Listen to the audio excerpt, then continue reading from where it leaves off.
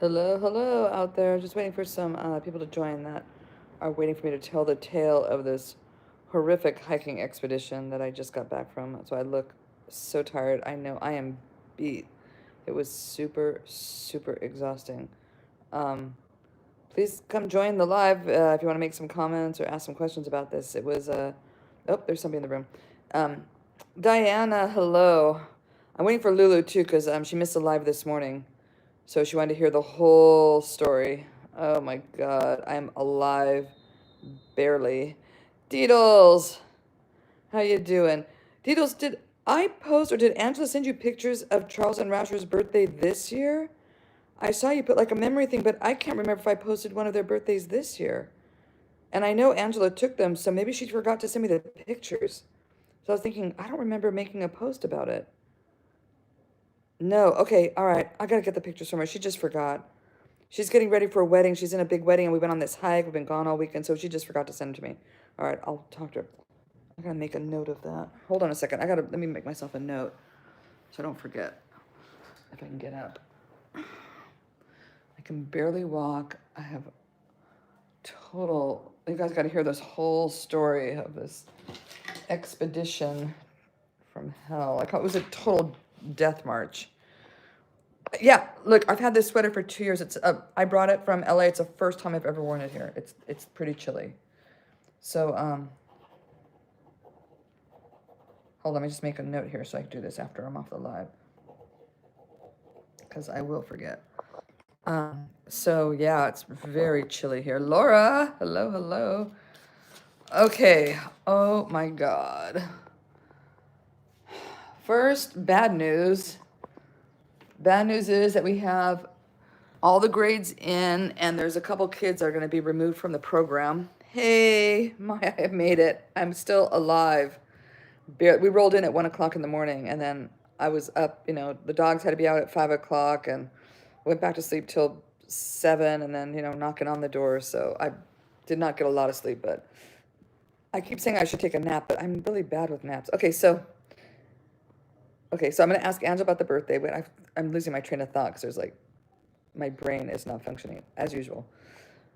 So on TikTok, I posted, I think, 4 videos, or 5, 6.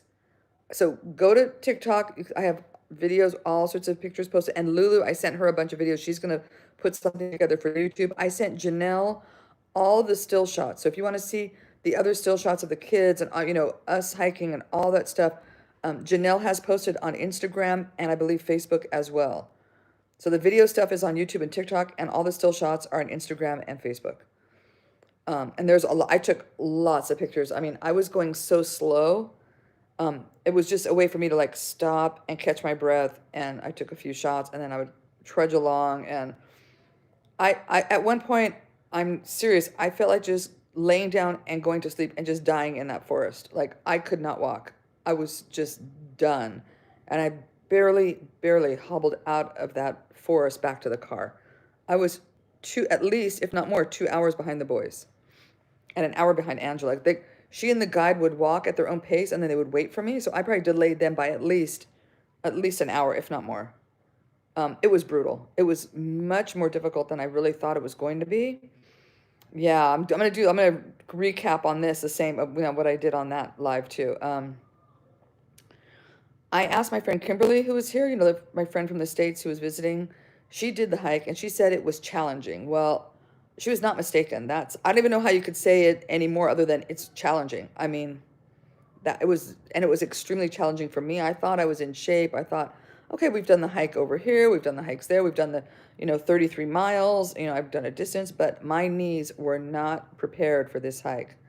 And I fell a lot of times, and one time on one of my falls, I fell and I heard something. I don't even know what it was, but I guess Lulu says it sounds like I did micro tears across my chest under my sternum.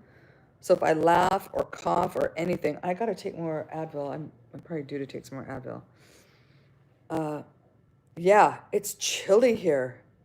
Look, I haven't worn this in 2 years that I've lived here. It's the first time I've taken this out of. I have a bag of a couple sweaters that I brought from the States, and I'm glad I did, because my jacket is disgusting and it needs to be washed. It's really gross. Everything smells so bad. And I lent Raheem my other jacket and he walked in this morning and it was like, I was like, Raheem, you got to go wash that jacket, dude. I mean, it smelled so bad. I don't think I even want that jacket back, to be honest. It smelled really awful. Oh, okay. All right, reading. Officially Malawi. Yeah, because this weather's cold to me. It's chilly. It must be 60 or something. It's chilly and it was windy earlier. The dogs have just been in my room all day. They don't even want to be outside. It's that chilly. Oh, but I feel, and I'm not changing out of my pajamas for a week. I swear, you guys are gonna see me. I'm not. I don't even feel like doing anything. I'm gonna be in these same pajamas and this sweater for the whole week. I'm exhausted. Exhausted. So, I don't know. Some of you have seen the videos. A couple of you have watched all. I think Laura's seen them all. Anybody else has seen all the videos? So, bottom line. Hey, Marshall, how's it going? I'm not good. I just got back from a really, really challenging hike. Colombo. Um, yeah.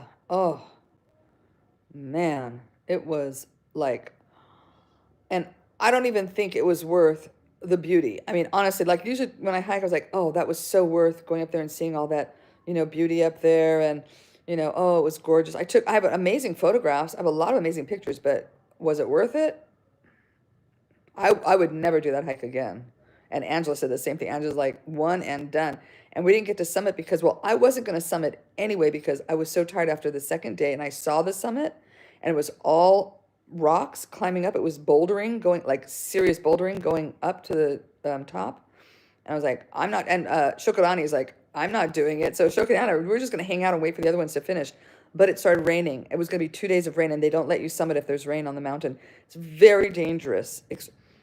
Sapitwa, which is the name of the peak, Sapitwa Peak, means do not go. Literally, that is the name of the peak. Do not go. And for good reason. That looked really dangerous. Ben and Lena, we saw Ben and Lena on the trail. They were taking a different route. They were cutting off. They weren't staying at the first lodge that we stayed at. They were taking a more challenging route. And they summited the morning before us. And he said it was so cold and windy up there that he did not enjoy it at all. They said all they were doing was just hunkering down behind like some rocks trying to stay out of the wind. It was that windy and that cold. So, am I sorry I missed it? No, not really. I wasn't going to do it anyway. No. I already have monitors on here. Thank you. I have moderators. I have a lot of moderators on here right now. But thank you anyway. Sorry. So yeah, so they didn't even enjoy going to the peak, and that was a brutal, brutal climb up there. I don't, at least 3 hours climb, at least. Then you have to do the other 7 hours to get back out of that joint. Unless they did the waterfall first, then maybe then they went to Chambe Lodge and then down. But whatever, regardless, it was very, very, very.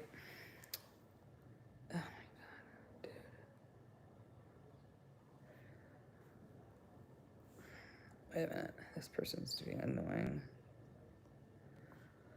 Sorry, I gotta get rid of that guy. He's being annoying. Man or woman, I don't know who it was.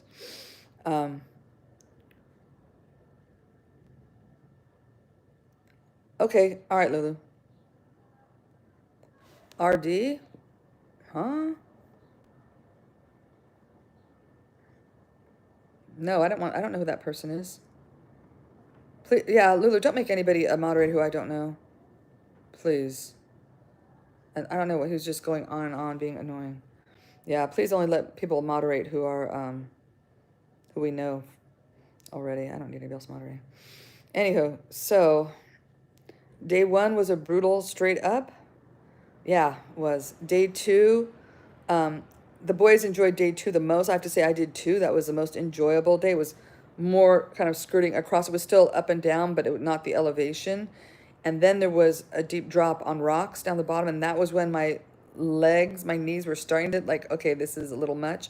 And the third day was all downhill on rocks or stepping down on steps that were kind of made like from root trees. You still have to step down, step down, step down, or go on rocks down, and it was that did it. My knees are shot. No, I don't know who it was. I don't know who that. No, I have no idea who that is. I've R.D. Marshall. If it's Rebel, then they'll contact me on TikTok, and I'll just no, because I said no, and then the person asked again. I was like, no, I don't know who you are, and why are you asking me again? Even Laura got a weird vibe. See, yeah. If it's Rebel, then I'll let them back in. But I don't think it was. I think it was somebody else. The boys loved it.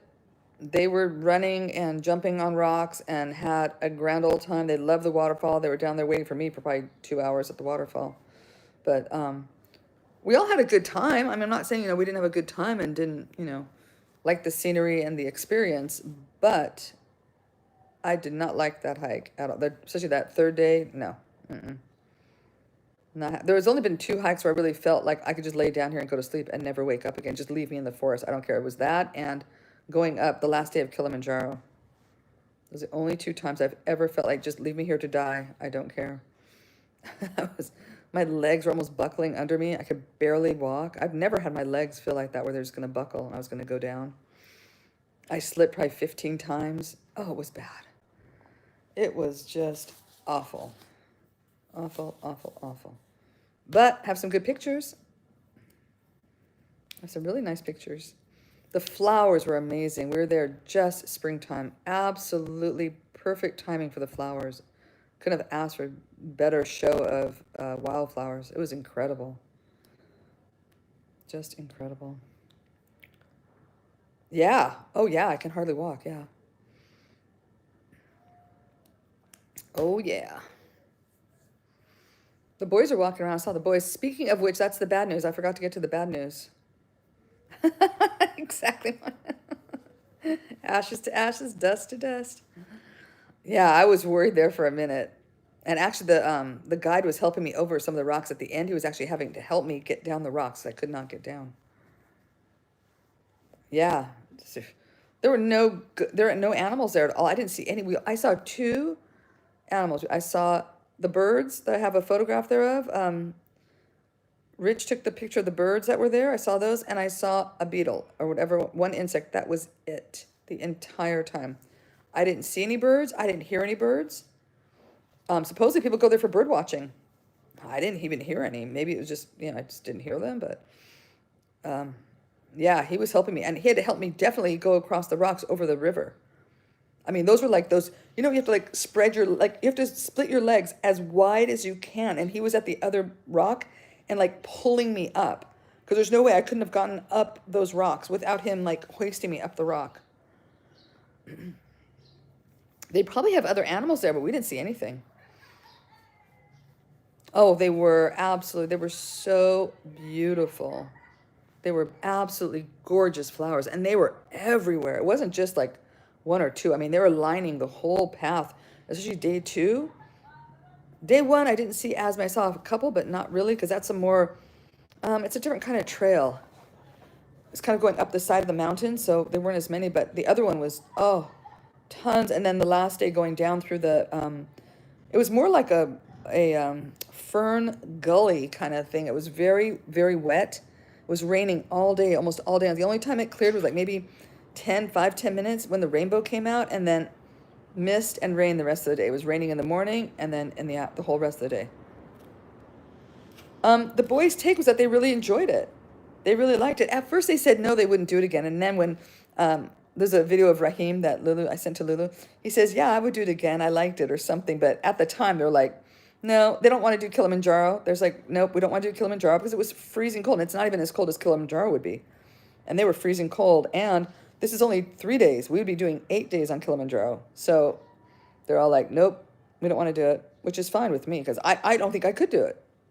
This is a good test, actually, because I haven't done a big hike like this. I thought I had trained enough for it, but you can't train that much. I mean, if I'd been overtraining, then my knees would have been bad. I wouldn't be able to go on this trip. So luckily, I hadn't trained. I mean, I kind of look at it like it was almost a blessing that I hadn't really trained. But yeah, they had a great time. Oh, they ran up, they ran down. It was hard for Shukrani going up. He was crying. He was really, really tired and having a difficult time, really struggling getting up the first day. And he wanted to go back down, but he ended up making it up there. And then the rest of the time he was fine. He was running with the boys. Because the first day was when you go up the most elevation on day one. And then day two, it's not near as much elevation, but you're going up and down, but they're very gentle. I mean, well, I wouldn't say gentle. They are difficult to climb, but it's not like the first day. Yeah, they said they would do it again, but they're just saying that, I think. Or they might. Maybe they would. I don't know. But everyone voted not to do Kilimanjaro when we were there. So I was like, good, because I don't think I can, honestly. But the boys were goofballs. Oh my gosh. Oh, I was just constantly having to tell them to shut the door. We had a fire going inside. It was really nice and warm inside this hut. It wasn't even a lodge. It was a hut with like air blowing through. They're not very well insulated. They're not insulated at all. And I was kind of yelling at the boys, keep the door shut. Shut the door. Shut, like, for hours and hours. I must have been telling them to shut the door. And they'd be in and out, in and out. Because there's nothing to do. There's nothing to do there. Once you got to the hut. And that's what I told Angela, everybody. I said, just, you should take your time because there's nothing to do once we get there. Absolutely nothing is going to be happening. And I was right.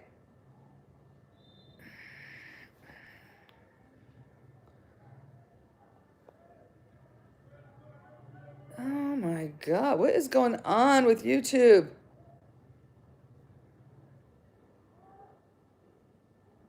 Yes, they got to see, even Raheem said, I had to see valleys, because we've been studying all these nature words in my English class. We had a whole month of studying all these nature words, and they saw a lot of them. We saw mountains, we saw a plateau. One of the mountains was a plateau, and like they knew it was a flat part of the mountaintop, and it was great. It was fantastic that they got to, use their English words. We saw lichen, we saw bark, we like all these words that we had studied for over a month. They knew what it was in English, so I was really happy. And there were some other words too. I forgot what it was. That Shukrani knew the answer. I was like, Shukrani, what's that? And and the waterfall. We studied waterfall. We studied all these English words, and they knew what all of them were, and it was just great. Furries are people that like to dress in animal costumes and go to conventions and hang out with each other and kind of like what is it called? I can't think of the word. I can't think, like kind of sexual in nature. Can be. Just they get off on animal costumes. Yeah, that's why I blocked them. Kink. A kink. There you go. I was trying to think of the word.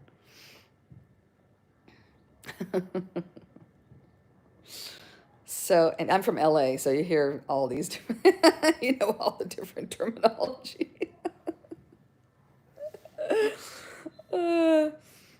Anyway, so, but it was quite the challenge, and I am beat, and I don't think I would ever go on a hike like that ever again. I think I'm done. 60 years, finished. That's it. I'll do trails. I will never do a hike that has rocks on it. And I should have asked. I just didn't know. I know, right? YouTube is just strange. And, so the bad news. I keep forgetting the bad news. Oh, so we're going to have to eliminate, I think it's even 4 kids. I can't remember the last one, but there's 3 kids we have to eliminate from the program this year.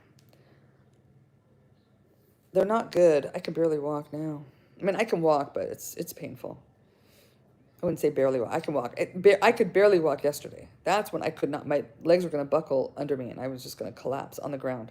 Literally, and that's why I fell so many times, because my legs would support me. Like, they were so tired and then if I just stood on anything that was a little bit like some gravel. One time I slipped. It was literally a twig, and I rolled on the twig and fell on that. All right, so we're eliminating 3 kids from the program. Ikeda had already been eliminated last term from Chipatso school. He was not serious about the program, so he was eliminated, so he'll be back in public school. Fanis failed Chipatso school, so she'll be back at public school, and Mike also failed, so he'll be back at public school. That's about, I think there's one more. I can't remember who it was. It's on the list of names, but I gave Mike the bad news.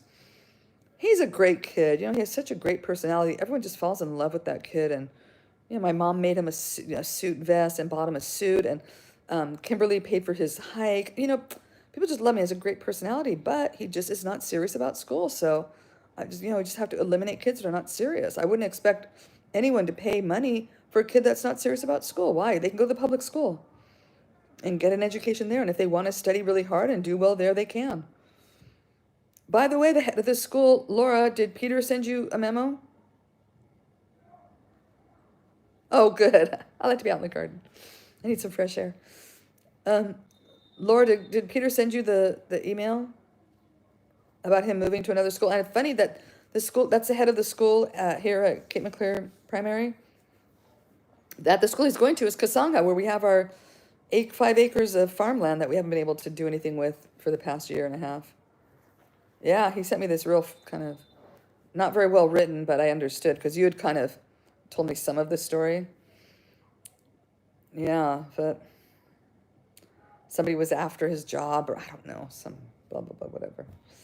I don't know what it is, but anyway, so he's going to be at Kasanga, which is interesting. I guess his wife is going to stay here because she's a tailor, so she makes a living here in the village, but he's moving to Kasanga, which is like village. Like there's nothing there, so I don't know yet. I don't know, we'll see.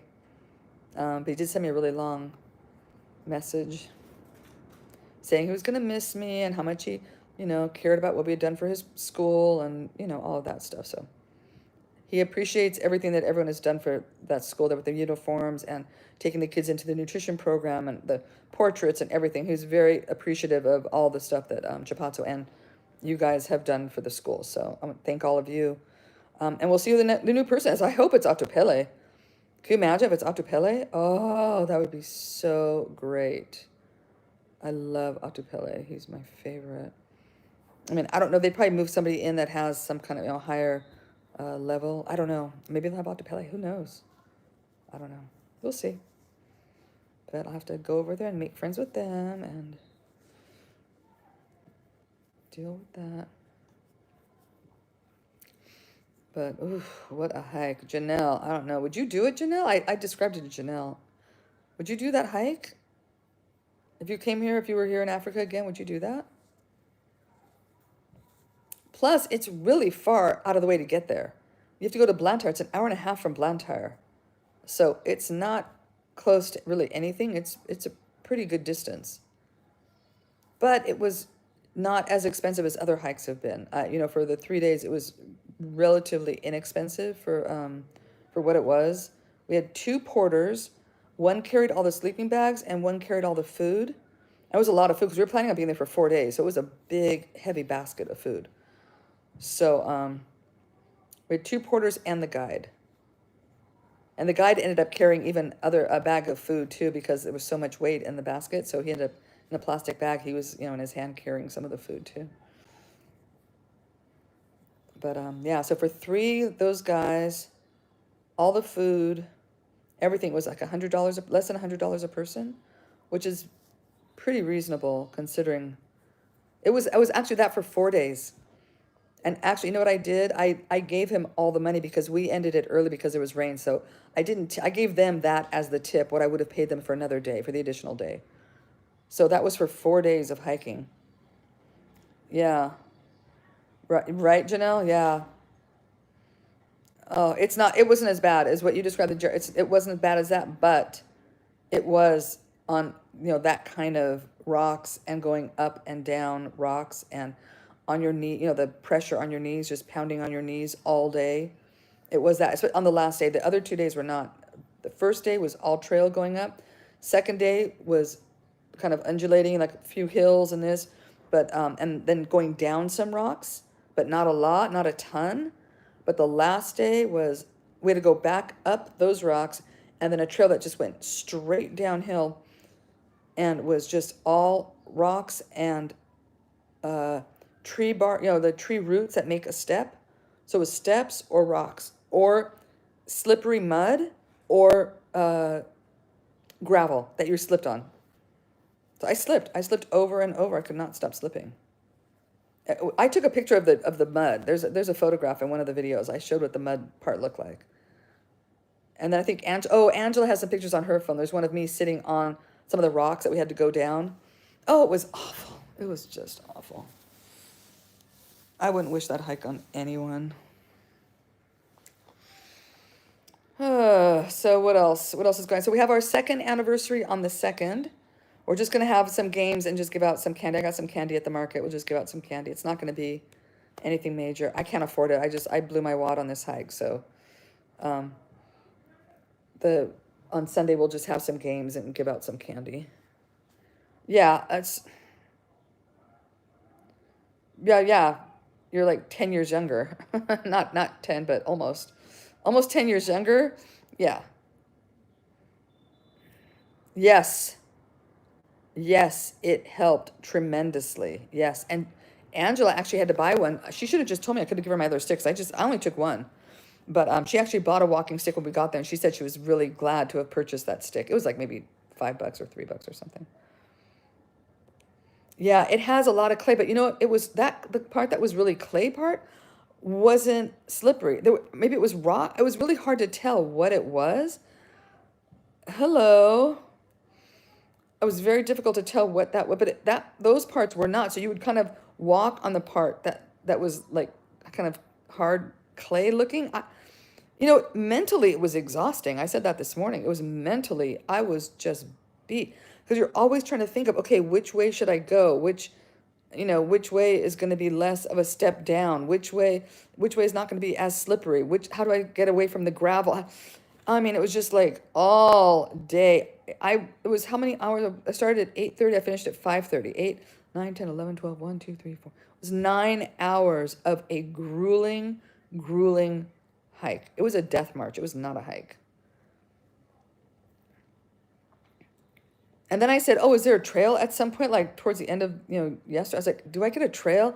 Oh, yeah, we're almost at the trail. You know what the trail was? Little rocks. You still had to like walk over and around and step on and almost twist your ankle because they were like, this size rocks. Instead of the big giant rocks, we had to climb down. They're like little rocks that you're like trying to like not step on and, twist your ankle. Oh, it was just... And I said, this is scrambling when we were going down the peak. He's like, oh no, scrambling is going up to the peak. So what they consider scrambling was when it was like just only rocks. So what I was on was like rocks and you step down to dirt, then rock, step down, rock, step, like that's different than what he considers scrambling. So I still had to hold on to get down on those. I was still holding on to any tree, or I would have to hold onto a rock to get down to the next rapid. He only considers scrambling as the part that you have to go just rocks that are all stacked on top of each other to get up to the peak. I was like, dude, this is scrambling here for me. I'm joking. Yeah. I was ready to put my head down and just lay there and never get up again. Honestly, it crossed my mind. Every time I went down, because as soon as when I pulled the muscles across my chest here, in order to push myself up, that's what was hurting, because it was to push up on my arms, like going, push. I couldn't do it. I would have to roll over and get on my knees and then stand up from my knees to get up every time. I could barely do it, because even rolling over was painful. The whole thing, oh, it was awful. It was a nightmare. I thought I was going to have nightmares about it last night. Luckily, I was just out. I was in bed at 2, that's late for me. I was waiting for the water to heat up. We got in at 1, and then it takes an hour for the water to heat up. And then it ended up, there was only like 5 minutes of hot water for some reason. Maybe because it was so cold, it was taking a long time for the water to heat up. I don't know. So it was like hardly any hot water. I was able to wash my hair and the fastest shower ever, and that was it. And then went to sleep. And the dogs were with me. They were glad I was home. They as soon as I came in the house, they ran in my bedroom and laid down. And they're in there now, too.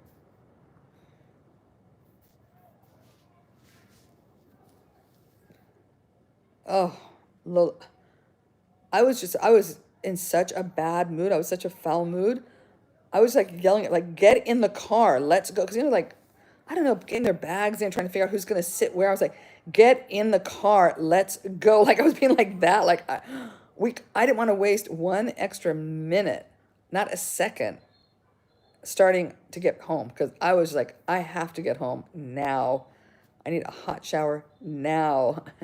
And I was soaking wet because the sweat and the rain. I was just soaking wet. It was so disgusting. I had two shirts on that were both wet, and Kim had a jacket next, and I just put Kim's jacket over me and just kind of like huddled under the jacket. And I got shivers a couple times, but then I was just like, wait. Ugh. Oh my God, that hurts. But yeah, I just sat down immediately and was yelling at everyone else to sit down so he could get out of there. It rained almost the whole ride back too. It rained all day and all night. It only stopped raining like maybe when we got to it was raining past Mangochi too. It was raining pretty far out. Poor Kim had to drive, what did I say, like 9 hours yesterday because he was in Blantyre, so he had to come pick us up an hour and a half away and then drive home. Yeah, that was 7.5 hours plus an hour and a half, 7.5, 8, 9. He drove 9 hours yesterday in the rain and at night, and he does not like to drive at night. He's not a fan of that. But you know what? There's hardly any traffic. Oh, and we almost ran out of gas. We had a quarter tank of gas because they've run out of gas in this country. So then we had to figure out how to get gas. So then Kim in Mangochi, I think it was, had to pull over and buy black market gas for twice as much money. None of the gas stations had gas the whole way coming home. Nobody had gas. They were all out, and there's none in the country. So Kim has a wedding to go to on Saturday, but hopefully by Saturday there'll be gas again. But this country is whack, man. I don't even know how anything can function, how people can even, I don't know how government can function, how anything with like the electricity the way it is, the gas shortage the way it is, it's all of it. Like, how do people get anything done here? It's just crazy. Absolutely crazy. Phones don't work some of the time. Electricity, you guys know how often the electricity's out. Maybe that's just here in the village. Maybe it's not that bad in the city. I don't know, but it's bad. And you guys, you knew that the whole other half of the village didn't have electricity for a whole month, right? Where Djembe lodges, they're out of electricity for over a month. The other half of the village, where actually it was Kim's house and like everything east of that. They had no electricity for over a month because they didn't have the parts to fix it. Luckily, it didn't affect us because I would have been like just out of my mind, livid. And having to run those generators, you know how expensive that would be to run generators. I mean, I probably would run it just maybe like once a day just to charge up, you know, my phone stuff, but that's just nutty. Nutty, nutty, nutty.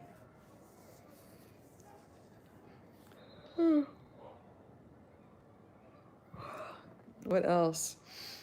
Oh, I met, because I didn't have anyone to talk to all day long, so I was very chatty with guests that were staying in the, that were staying in those huts. So there was 4 people, and I met them, I guess on the trail we had talked, like just sort of spoken. I was like, where are you from? Belgium. I was like, oh, great waffles, blah, blah, blah. And they laughed, and then they kept going, and then they slept at the hut that we were just arriving to. They were almost on their way out. And, oh, hi, you guys, how you doing? Da-da. I said, so what are you doing in Malawi? And they said, oh, we're here volunteer. Oh, what kind of volunteer work do you do? Oh, we're installing irrigation systems. I'm like, what? What did you just say?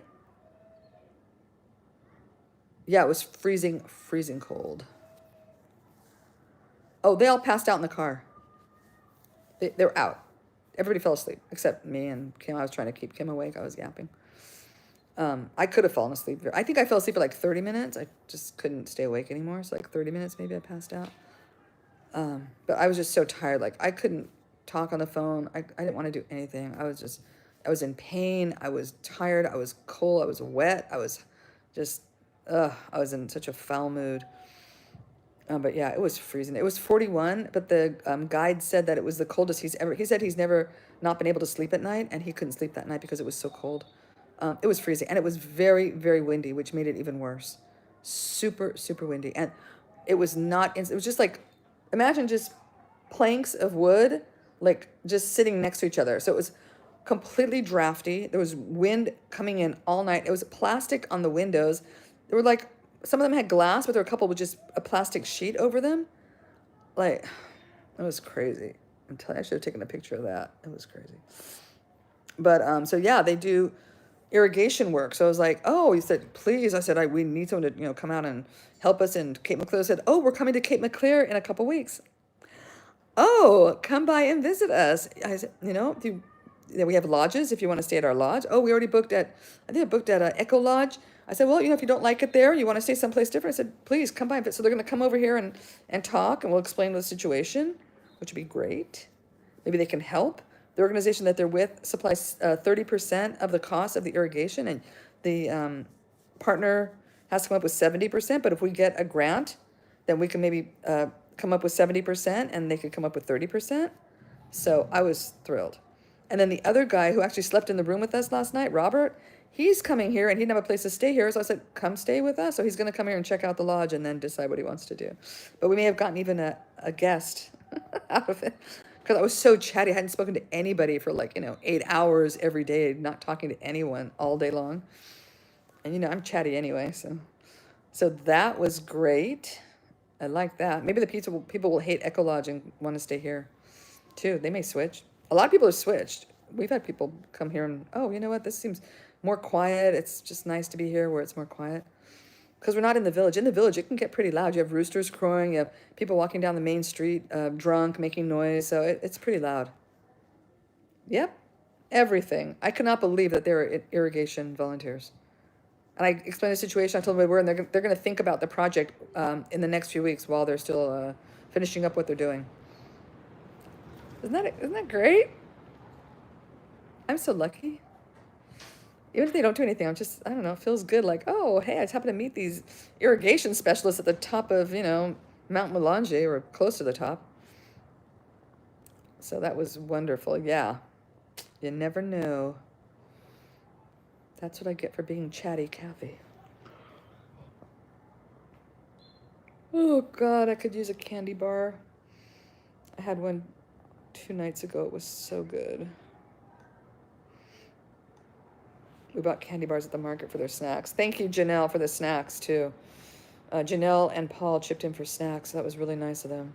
But the boys proceeded to eat in the first 2 days. Like, they were gone by half the trip. When half the trip was over, the snacks were gone. Those teenagers. But thank you guys again. That was really nice of you to chip in for that. It helped. So I got Mounds bar, Snickers. Everybody got the same thing. And then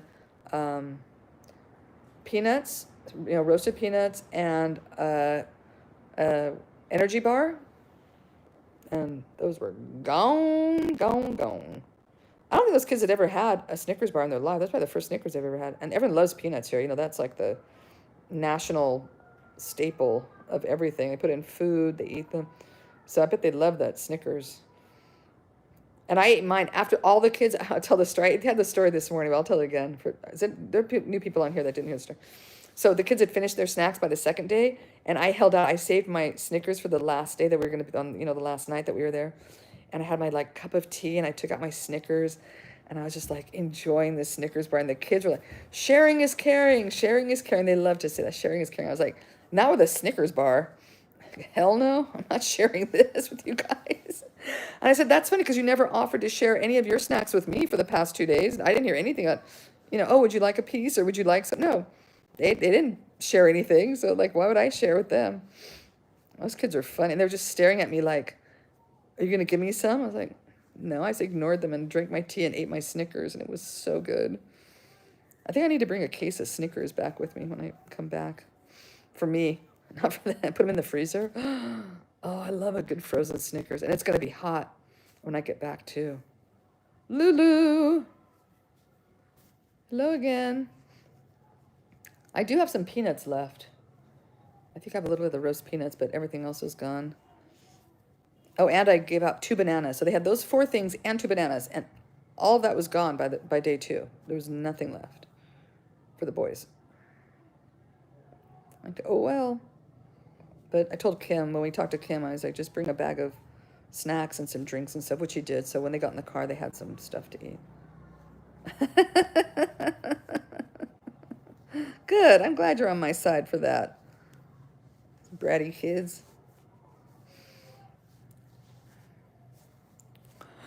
Oh, God. But overall, it was a good trip. I would not do it again. I did not like it, but I think the kids enjoyed it. It was a great experience for them. Exactly.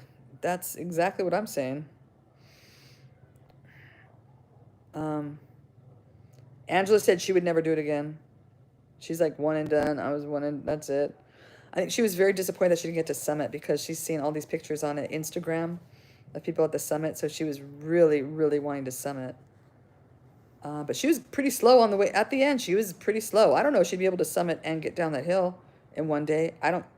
You know what? Oh no, we wouldn't have done it in one. We would have gone out to Chambe Lodge and stayed there another night. The same lodge we slept the first night. We would have stayed there the second night, and then gone down to the waterfall. So she would have had a day of rest or a night of rest. But for me, that last day was the worst. I think she would have been even in worse shape had she done the Summit and then gone down the next day. It would have been even harder for her. Oh, we were just miserable. It was just like a slog, you know? Ugh. Exactly. Exactly. That saved me a lot. Well, saved my mom. I don't know what to do. I have to ask my mom if she wants her money back. She gave me some money for that trip. I'll ask her. But it was just, I've only ever done one other cold rain hike, and it was one of the worst days of my life. Again, I was up in San Gabriel Mountains. Janelle, if Janelle's on here, Janelle, do you remember that hike where I had a hike leader? I'd never hiked with him before. And there was one other guy. It was just the two of us and this hike leader who took us on a hike up in Chantry Flats area of San Gabriel Mountains. And it's a hike. It was a good hike. And it was raining and it was freezing cold. It actually started to snow. And as we were going across one of the streams, I fell in the water. It was a log and I fell in because my balance has never been good. I fell in the water, and instead of helping me, that hiking guide took out a camera and took photographs of me in the water, like splashing around, trying to get out of the water. Janelle, do you remember that story of that hike that the guy? I know you were around at that time. I'm sure you remember it. And he posted those pictures to the page because you had like it was a meetup. I don't know if you guys know Meetup. So they have like kind of a group page, and you can post the pictures of your hike to this group page. Sometimes they have multiple guides, you know, or leaders of the hikes. Yeah. The guy in back of me did try and help me out because he was like struggling. He was trying to figure out like, what do I do? So he like kind of took his pole and like kind of held his pole out to me, and I grabbed on the pole, and he was trying, but it was over a log. It was like, you know, you're on a log. I fell off the log, so there was no way the guy who was in back of me couldn't really get to me easily, but he was trying to help. He like crawled out and like handed me the thing, tried to get me out of there. And I finally like splashed out to the other side, and the guy was just laughing. The guide was laughing and taking photographs, and he posted those pictures on this group page, and ooh, he did not hear the end of it.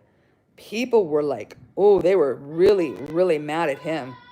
They were ripping him a new, you know what. They would laid into him. Like, that is the worst thing. You are the worst leader of a group I've ever seen. And how could you do that to a fellow hiker? And you are a terrible person. Oh, they really, and I was kind of, you know what, I kind of got my justice in the end because he looked really bad for doing that. So that's the only other rainy, cold hike I've ever done. And my toes were frozen because my socks were wet and it was almost snowing. It was freezing cold. That was a terrible hike. But hey, this is the only second time I've ever done cold rain hike, and they're not fun. I don't remember his name. It was so long ago, and I think it was in Early Bird. It may have been an Early Bird hike, a different leader in Early Bird. I don't even remember. I really don't. It was so long ago. That was like, gosh, Janelle, 10 years ago, at least. He was a young guy. He wasn't an older leader. He was a younger guy. I think, I don't remember. I don't remember his name. But I'm sure if you look back, pictures would be posted, or maybe he took them down. He was so embarrassed. It'd be like, you know, it'd be like putting up a TikTok. Like, you think you really got away with something, and how funny, haha. And then like everybody on TikTok just saying you're an asshole. That's what it was. Like, thinking that you're really funny, and you know, yeah, that's exactly what it was. And it was hilarious. I was so glad to see that. Because people were like, that's really mean of you to do that, to like not be helping her get out of the water. And here you're the guy, you're the leader of the group. Like, That's pretty bad. That's the only other time, and it's not fun hiking in cold rain at all. Oh, I was just soaked through. But you're also hot and sweating, so you're cold and sweating at the same time. It's really hard to describe. Hard to describe the feeling. Don't make me laugh. I'm laughing because it hurts, but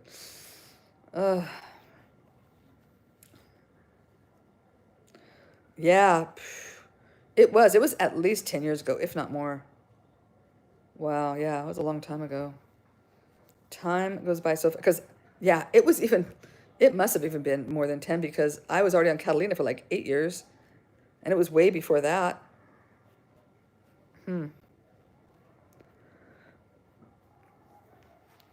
But yeah, some hiking guys, some leaders in those groups were not the best leaders. I could tell the Dawn story. Janelle can help me with the Dawn story. You guys want to hear another hiking leader story? A really bad one. It doesn't end well.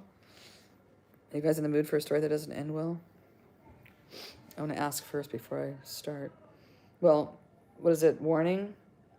Caution warning? Yeah, I see hearts. Somebody's liking, so they want me to tell this story. Okay, so there was a guy named Don who I had hiked with twice.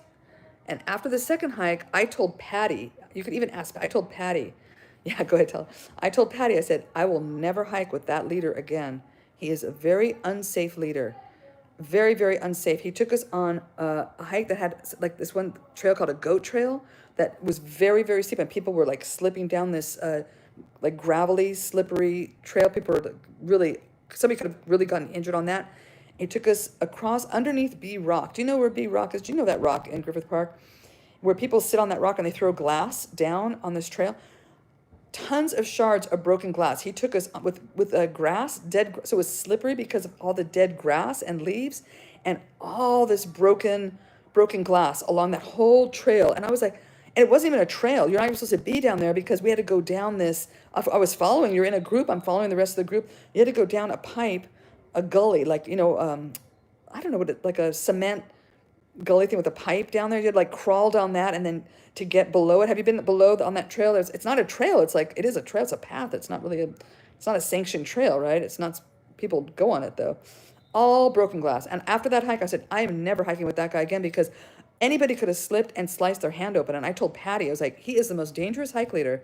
There is no way, because he used to like to go bushwhacking, which means going off trail and whacking at leaves when you're not even in where you're not supposed to be, places you shouldn't be. And that was his thing. He liked to do really dangerous bushwhacking, dangerous hikes. That was just what he liked to do. Anyway, so years later, probably like 5 years after I told Patty I was never hiking with this guy because I thought he was super dangerous, not a safe leader.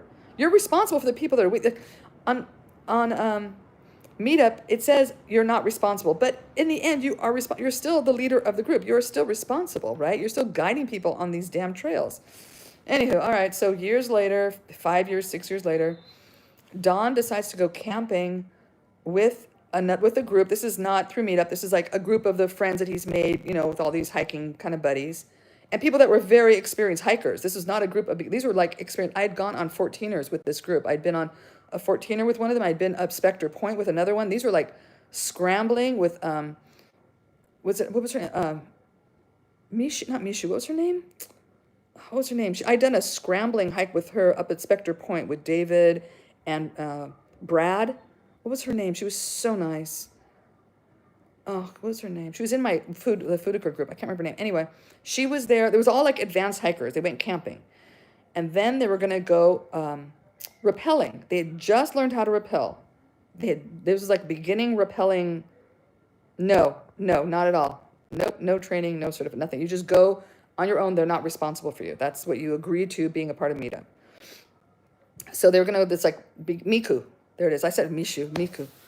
Oh, she was such a nice person. I just loved her. She was so sweet. And she was an excellent hiker, like way better than me, but she was always so nice to me and would like, walk with me and, stay with me when I was trying to get up trails and stuff. She was really nice.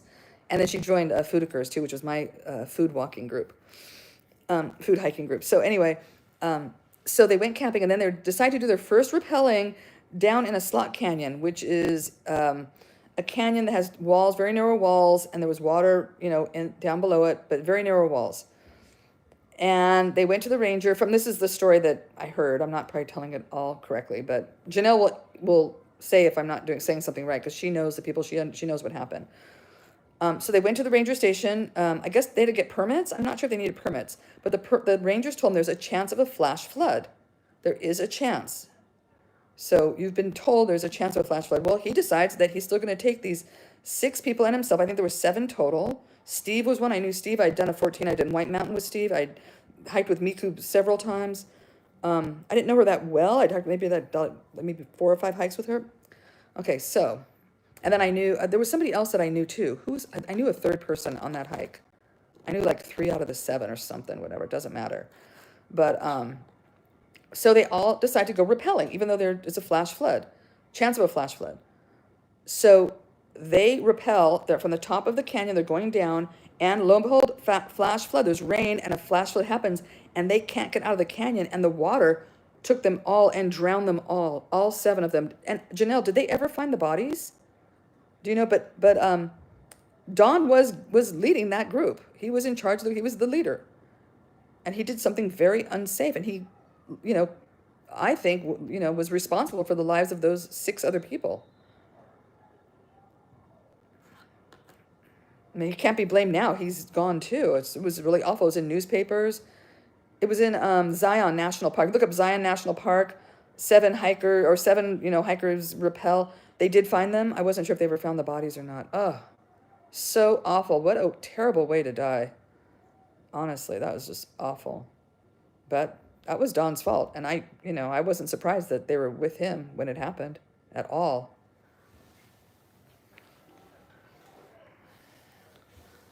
Like I even told my guide, I said, you know what? Why I wasn't, when I wasn't going to do the, oh no, I was telling, it wasn't the guide. I was telling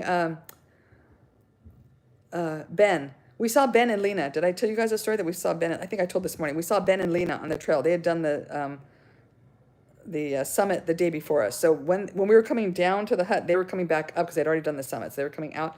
And I said, how was it? And I told him, I said, you know what? After doing these rocks here, I said, I'm not going to do the summit. He's like, you know what? That's really smart that you can recognize that you're not able to do a hike or, to do something, because a lot of people are really stupid and do things that they shouldn't be doing. And I said, I may be adventurous, but I'm not stupid, right? I know I'm very adventurous. I've done a lot of kind of risky things, but, at a certain point, you got to use your common sense and say, hey, I'm not, in the shape to do that, or that just looks too dangerous to me, or whatever it is. You got to just say, hey, I'm not going to be, because everyone else is going doesn't mean that I have to go. I mean, if you hear there's a chance of a flash flood at Zion, there's a chance of a flash flood. That's very dangerous. You cannot get out of that canyon because it's very narrow walls, and the water runs below, but it fills up very quickly because it's very narrow. So when the water comes from up above, it just comes through like in a second. You can't get out of there. There's no chance. I can't even imagine being in that situation. It just sounds just horrific. Just horrific. And I guess 2 people had just gotten married too. I think there was a couple, they'd just been married, right? Or was it Dawn had just gotten married? I can't. There was somebody that had just been married recently, just right before the trip. Maybe it was Dawn that had just gotten married, or somebody. Janelle, am I right? Do you remember? Miku was a single mother of 2 boys. I think one that had special needs, or even 3 kids. One with special needs, so she left 3 kids, or 2, 3 that needed her help, to take care of them. That was terrible.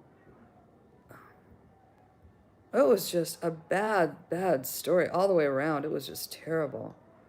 And it's really even more awful because before they rappelled, there's a group photo of them that somebody took. And I guess it was, wow, it can happen that fast. 100 miles away.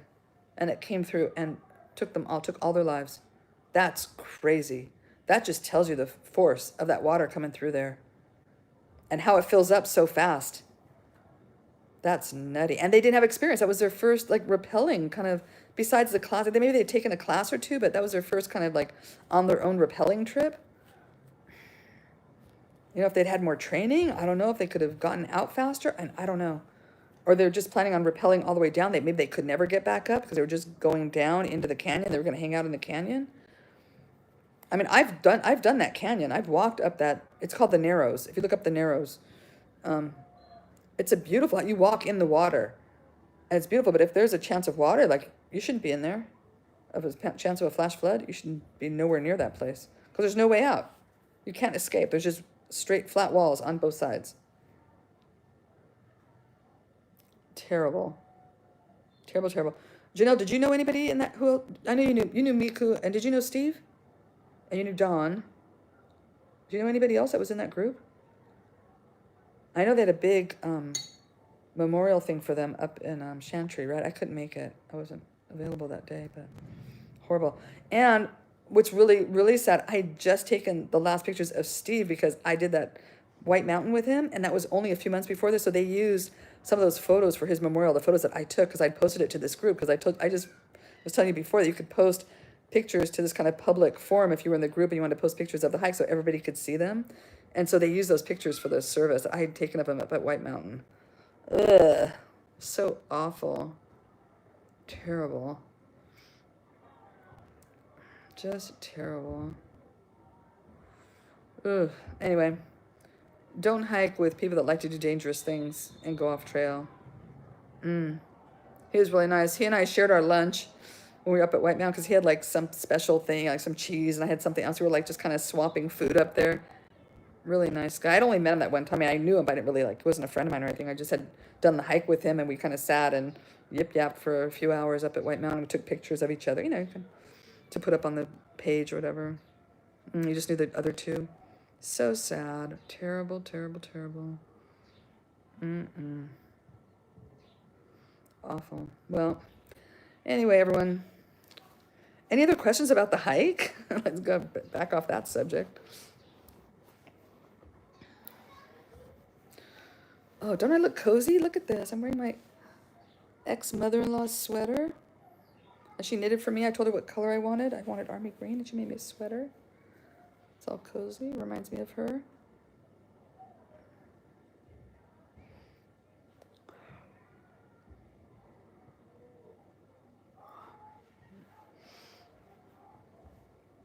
I think I have a couple, like some really lightweight cardigans here, but I think it's the only like big sweater I brought.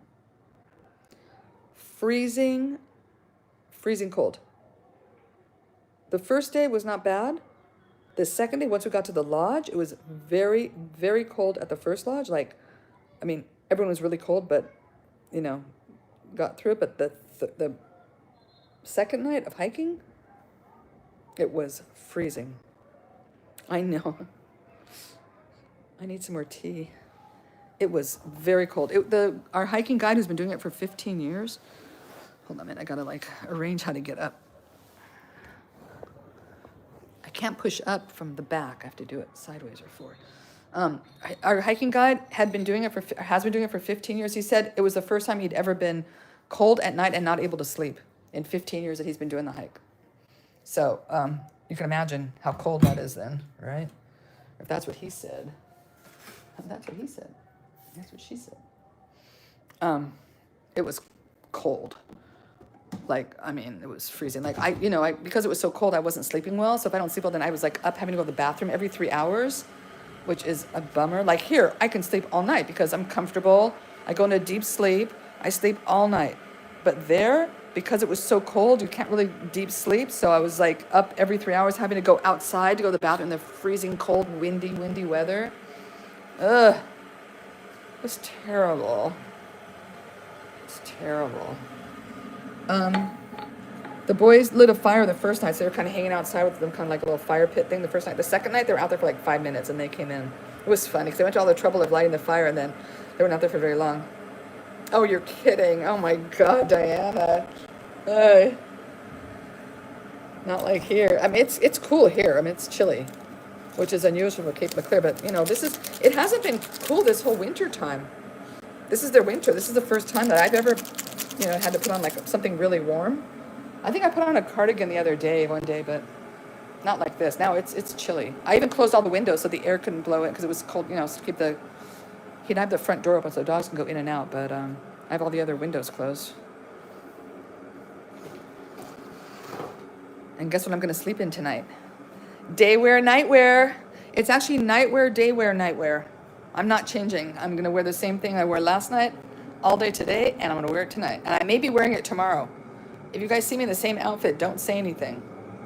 I'm going to wear the same damn thing tomorrow. 'Cause I don't care. What that woman? I don't care club. I don't care if you all see me in the same clothes for 4 days. I do not care. Because it's comfortable and I'm not feeling good. Yeah. Yeah, no, it's a cold. It's cold. Everyone, even Raheem has the jacket on that I lent him. Like I lent him a really warm jacket. He's been wearing it all day. It's cold. You're chilly here. Oh, I know, right? This is a time of year. I'm telling you, Maya. I told you. Got to come here in June, July. It's when it's coldest. Oh, my cup broke. I forgot I knocked over one of my mugs. I was petting the dog and knocked over one of my cups.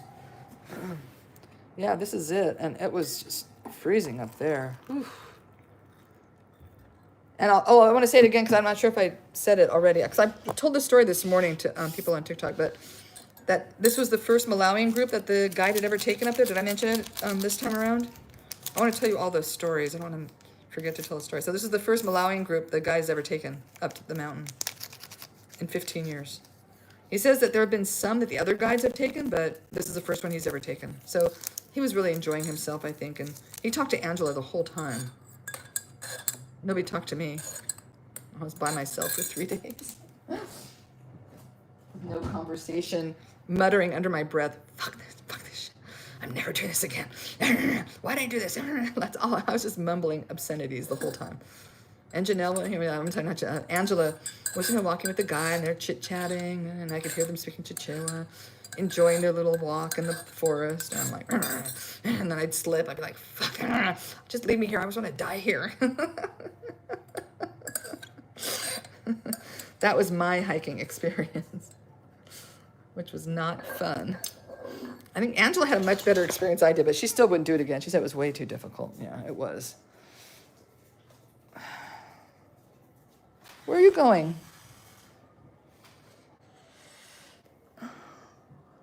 Hold on a minute. I can't just sit down. I have to my legs are so sore. Oh, I've not been this sore in such a long time. Oh, man.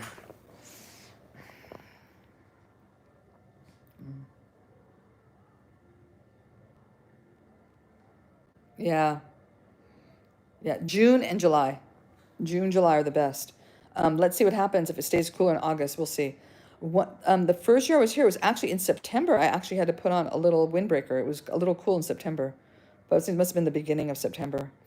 I wouldn't trust later on, but June and July for sure are the nicest months here.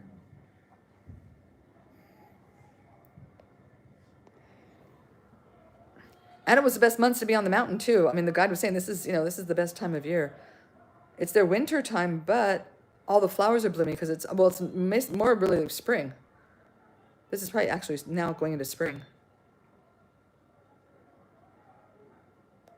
Yep, we'll see. We'll see how cool it stays in August. Maybe August, September is kind of their springtime, and then October it starts to get warm, and then November it is hot. November, December, January, February, March, it is hot. I can't believe it's almost August. That's just crazy. Nuts. Our 2-year anniversary is on Sunday, on the 2nd. So we'll be having a little something. Ooh. Can you hear how windy it is?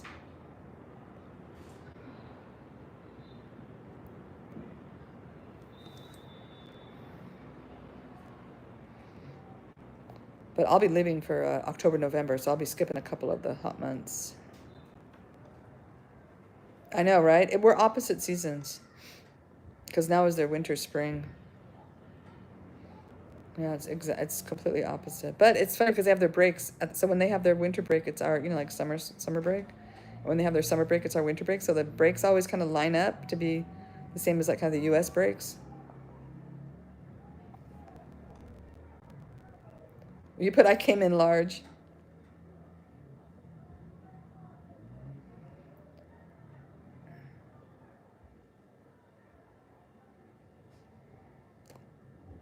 Oh, they were all beautiful. The last picture that I caught that at the very end, that the flower that has the water droplets on it. That was at the very end of the hike. I thought that is just beautiful. I don't know what kind of flower it is. I wish I knew the names of them. I really have no idea. I guess I could just search online, just like put Mulanje flowers or something, and I'm sure they'd pop up. You would get the names of them. Gorgeous flowers. I mean, and tons. It wasn't just a couple. I mean, they were everywhere. Oh, February, March. Yeah, it was still hot. Yeah. Oh, yeah. It stays hot until April, May. When it starts to cool down a little bit. So May, June, July is when it's kind of nice. August, maybe. Then September, it's starting to warm. October is when you're going to start the hot weather. Yeah. Oh, the flowers were so pretty, guys. Oh.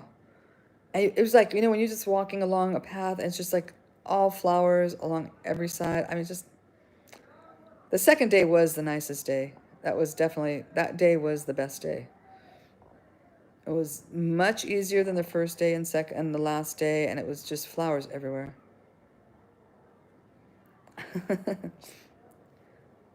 But this June wasn't so bad, Lulu. I guess it just depends on the year, too. What?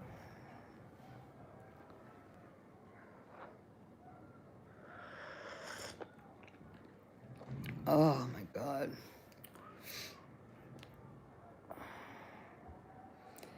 Anywho. I'm glad we did it. I think it was a good experience for the boys and for Angela. Forgetting her name. I'm so tired. Good experience overall. I'm glad I did it. If I'd known what it was going to be like, I would not have done it. So I did it. It's over. I can rest for the next week, and hopefully it'll be a distant memory, and I'll just remember the good parts. It's like childbirth. Some of these hikes are just like that. You only remember the good parts after a while. You don't remember the bad parts. No, but I think I would remember this bad part. I do. It was pretty bad. Anyway, if anybody has any other questions. What else? Anything else?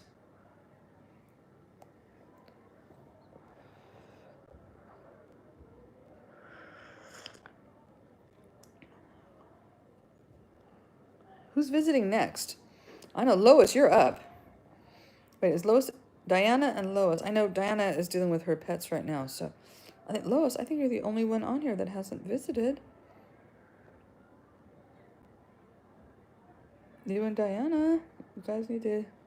Jen, you too. We need some visitors. We still have maybe another month of good weather. You're all welcome. If not, I will see you in June.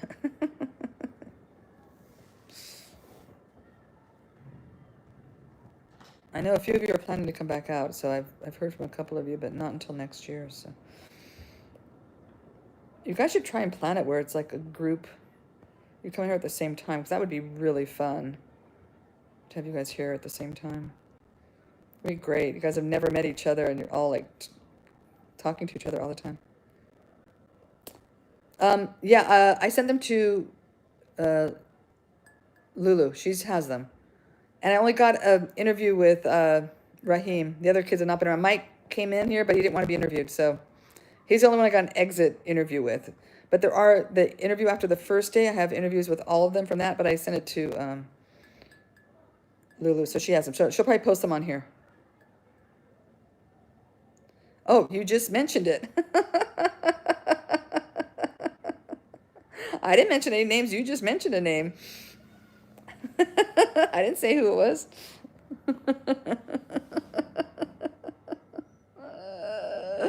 Maya. That's on you, girl.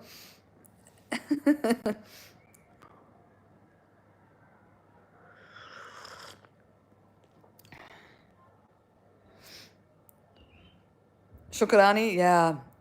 That little kid, 10 years old. It's with an S. It's Shukkalani. Or SH. You, Shukulani, Shukulani. Okay,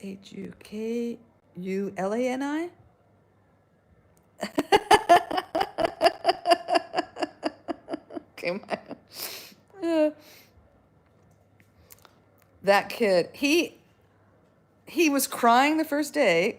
He could barely get up that hill, but after he made it up there, he was fine the next 2 days, and he was with the big boys running around and goofing around and acting silly. So they were all having a great time. And he was just a powerhouse after that. That little kid, 10 years, and he's such a skinny little kid too. I mean, you see him in person, he's like this little teeny skinny kid. How he did it, how he stayed warm, I do not know, because he has no body fat on him at all. I mean, he was running out with no socks. I was like, what are you doing? Go put some socks on at least. He's trying to be cool like the older kids. It was so cute. 10-year, this skinny, teeny little thing. If you look at the pictures of them together, you can see his size compared to the other kids. I mean, he's just like little teeny kid. Oh, well, he didn't say much because I said, is there anything else we could have done? Because I want to know if there's something else we could have done, then maybe it's on us. Maybe it's on us to do something different in the program, right? But it wasn't that, because I know it wasn't, because I offered for him to come here to get help in English. He was supposed to go to Kim for math. Kim offered to help him tutor him in math. We have all these other guys that are here from college that would tutor him in math. He did not show up. I think he showed up 2 times, and that was it. He didn't show up again. And that's on him. At a certain point, you have to just say, you have to wipe, what is it? Wipe your hands of it. What's the saying? I forgot the saying. You just have to say, okay, well, we did our best as an organization, because of anything, because you guys have seen what we've done in the tutoring program. You saw Neta's grades, you saw Desolato's grades, you saw Selena's grades, you saw Upendo has improved dramatically. You've seen the grades of the kids that we had in our tutoring program that we took out of school that year and tutored them for a whole year. I mean, I think the proof was in the pudding. And, Mike had failed. He would not go to Chipatso school. I begged him to come to the school. When he was failing the first term, he had class, he was failing. I said, please come to Chipatso tutoring. Please just take the year off. Come to the tutoring. You're going to improve so much. Yeah, that's it. There is only so much you can do. I mean, it's like, pulling teeth. Oh, really? Are you? You gave in?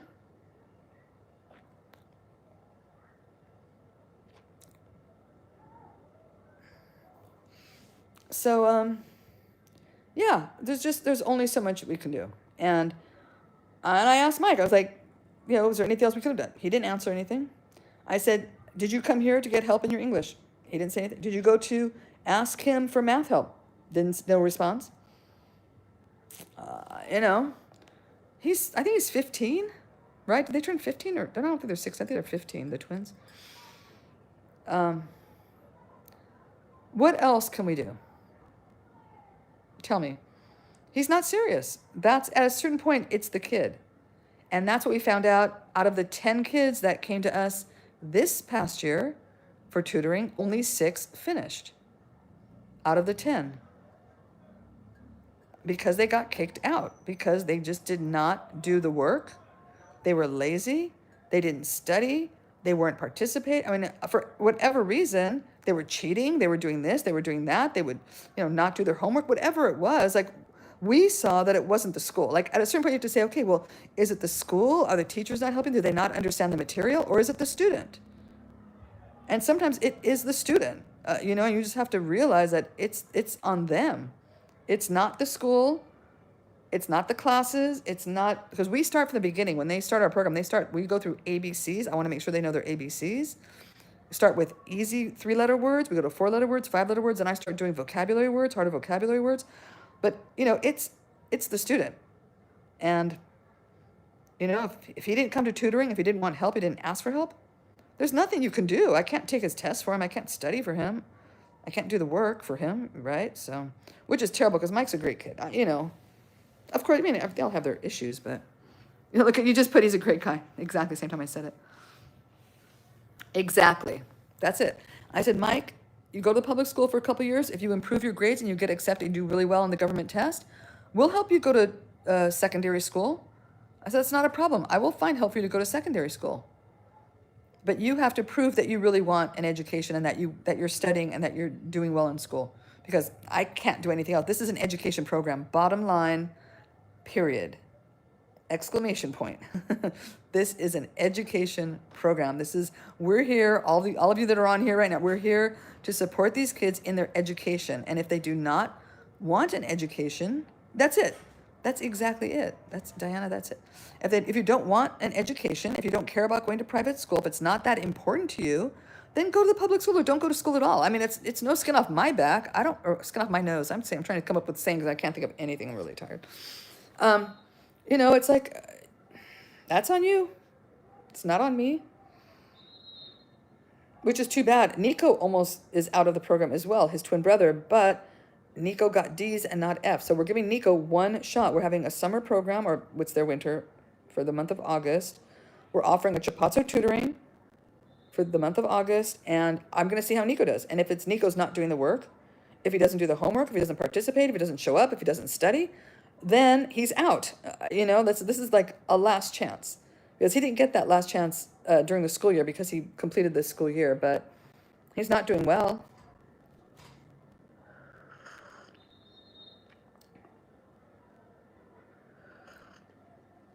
Not only that, but we spoke to parents. We had parents come in for meetings during each trimester. We speak to the parents and the kids if they're not doing well. We have them come in for a meeting in our office. And if the parent is not there to get on their kids about doing homework, about studying, about all, if the kid is not on board, the parent is not on board. I mean, geez, we give them like umpteen chances. There's only so many chances you can give them. That's it.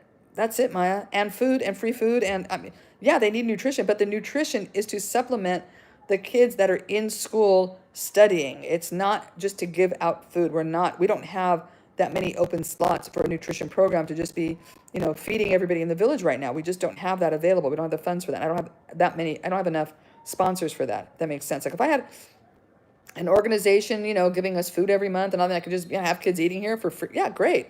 I'd let kids eat here that need to eat, I'm all for that. But if we only have a certain number of sponsors sponsoring kids eating here, then I'm not going to use those slots for kids who are not in the education program.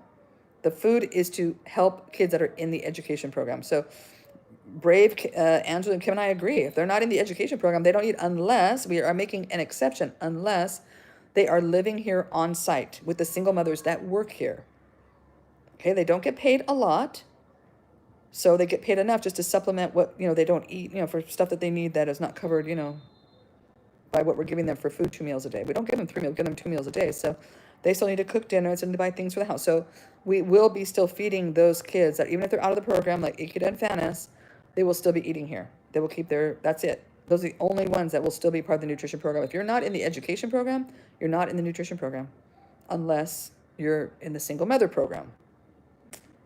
So, yeah, and it's too bad. Mike loves having new clothes and new shoes and all that. I told Lulu, take him off the list. Don't put a bag with his name on it, or Fanis for that. She's not getting any clothes or shoes. I mean, she's not on the gift list. She's just eating here. That's it. She's not getting rewarded for her hard work, period. And if those kids don't recognize that, then that's too bad. Lesson learned here too. Lots of life lessons here, folks. You know what I'm saying? Lots and lots of them. And which makes me laugh whenever I see life lesson, because when Raheem started the Chipatso tutoring in, I think it was January, he was wondering why there were just 4 classes, because we only had science, Chichewa, English, and math. We cut out Bible knowledge, we cut out life skills, we cut out art, we cut out like a whole bunch of other stuff. And of course I did art projects in my English class, but he was like, oh, you're cutting out, life skills, the class life skills. I was like, and you don't think I'm going to be teaching you life skills in my class? So every time something would happen or I would explain something to him, I said, Raheem, this is a life lesson. And he would laugh because he knew, like, no, this is real life lessons. This is not, and you're sitting in a class and having to memorize, these stupid things. It's not stupid, but whatever. To me, it's just, the class is kind of, I don't know, whatever. I would not be offering that class if I had a private school. Let me just say that. It's the way it's run and what they're learning to me is not that you can teach those lessons other ways, I think. And that's my opinion. And they have a lot of classes that I think are not important. Like 3 of them I would definitely cut out of the curriculum if I had a school here. But anyhow, it's not, I don't. Charlie will. I would be curious to see what is on Charlie's or in his curriculum.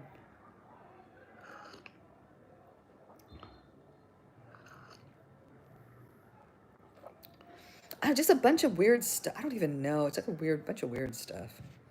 They do some health stuff, health class. They talk about some health things for the kids, but not very well.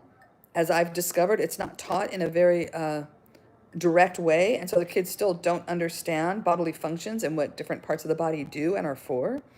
And I had 2 women stay here. Do you remember the 2 bicyclists? There was 2 women. I forgot their names. They were great. They said, you know what, I forgot they were nursing students or something. They said, we'll teach a health class. So we split up all of our kids into 2 groups, male, female, and we gave them the class, the lecture of all lectures. And it was really interesting. They all asked a whole lot of questions that they didn't know that the class was not covering. So,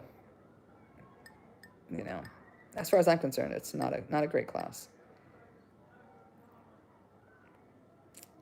Oh, and they talk about also, they do some like health, like waste management, like, what's important for the environment or what's important for this. Should you, do this? Should you do, things like that. But if they're not learning the basic, most important things, then to me, that's a pointless class, honestly.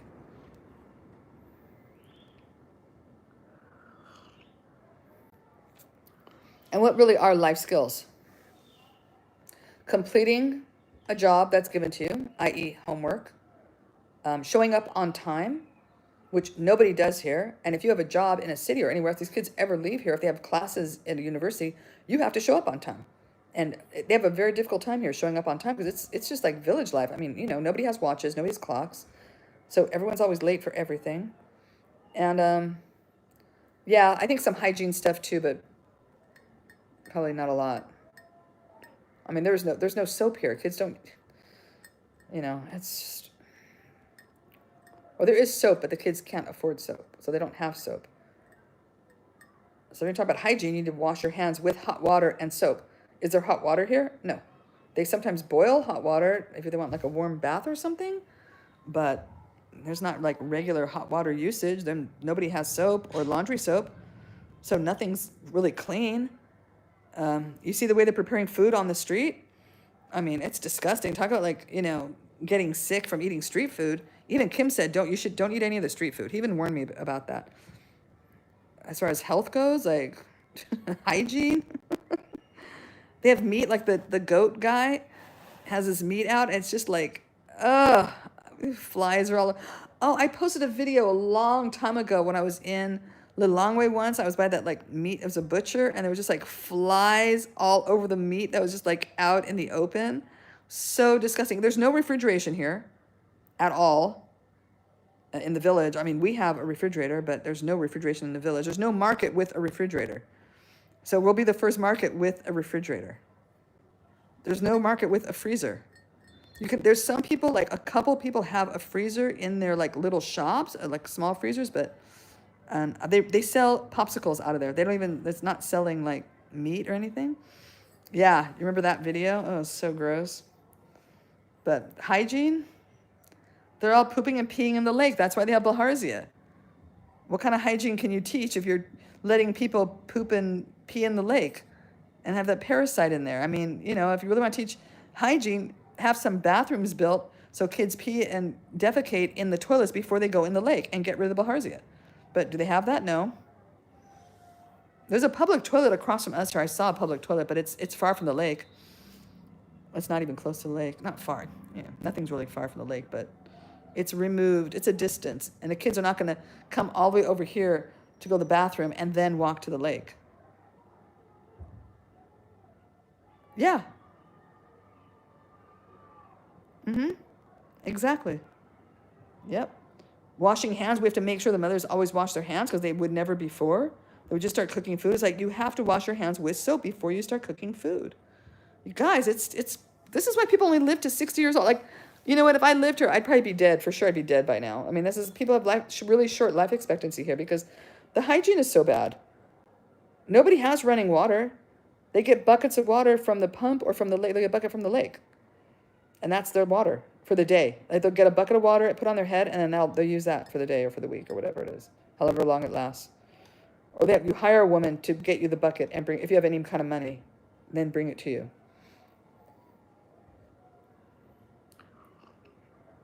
There's no running water here. There's no not septic, but like, toilet system, plumbing. There's no plumbing. Everyone just poops in a hole in the backyard. Yeah, you told me it's disease. I mean, that's what it is. How do you know what? Even the bacterial meningitis that almost God. How do you get bacterial meningitis? Does anybody know how you get that disease? Or I think it's is it viral? I don't even know I don't really know much about it. I looked up at the time, but I don't remember. I think you get that from just passing, like you just touch a surface that has it on there or something. I don't know. But they didn't have us quarantined because it wasn't something you could just pass from. So it was bacterial. It's not viral. So you have bacterial meningitis. So it has to be touching something. So meningitis is here in the village. All the malaria, right?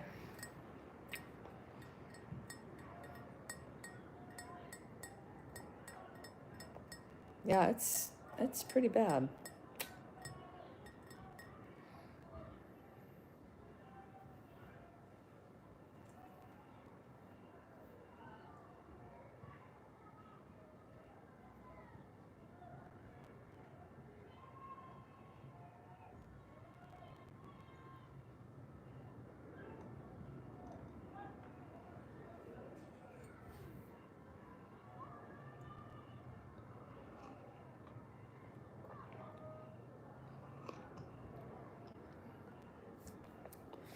What else?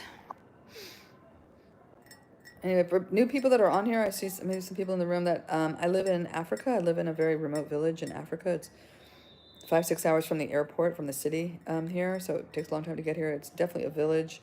There are some lodges here. There's actually quite a few lodges. It's on a very beautiful lake, Lake Malawi, so it's incredibly beautiful. It's in a UNESCO World Heritage Site. So, Mount Mulanje is also now a UNESCO World Heritage Site. I don't know if I told you guys that. So now it's the third UNESCO World Heritage Site here. Cape Maclear is one. Then there's some caves, the cave paintings. I forgot what it's called, like Colondo or something. It starts with a C. I can't remember the name. The cave paintings, and now Mulanje. Just last month, they declared a UNESCO World Heritage Site, as they should. There is a lot of flora up there, and it's stuff that you can only find there. It's endemic. A lot of those flowers are endemic. They're only found on Mount Mulanje. So it's the diversity there biodiversity is incredibly vast and really beautiful. Yeah, so anyway, if anyone's interested in taking a trip to Africa or visiting Lake Malawi or hiking Mount Mulanje, now I can give people the deets on Mount Mulanje because now I've done it, so I know. Before I would have never been able to tell anybody anything about it. And even Janelle, you were even trying to find stuff for me, and it's hard to really get information on it. It's really hard to get any information or describing the trail themselves, like what the trails are like. She was looking and she didn't seem to any. And in the reviews, it's so funny. She's reading me the reviews, and people are giving it 5 out of 5 stars, like a must do if you're in Malawi. I'm like, oh my God, never. That is not on my list of top 5 things to do in Malawi for sure. I don't know what they are, the top 5. Maybe come up with 4 or something, but that is not on my list. I would never, ever put that down as a top thing to do here. It was brutal. It was just brutal because I wouldn't want to sway anyone into thinking it's just a nice, hike in the mountains. Let me go for a little hike up Mount Mulanje. I can't laugh. Don't make me laugh. Yes, that's why, Lois. That is why we put 6 sinks in there. It's like every kid is washing their hands with soap when they walk in here. That is why. I made a point. And if we have 100 kids coming through there, you could imagine. Really have to be very careful about that kind of stuff. Because I wouldn't want something to spread to, 100 kids. They all have to be in the same room at the same time, right?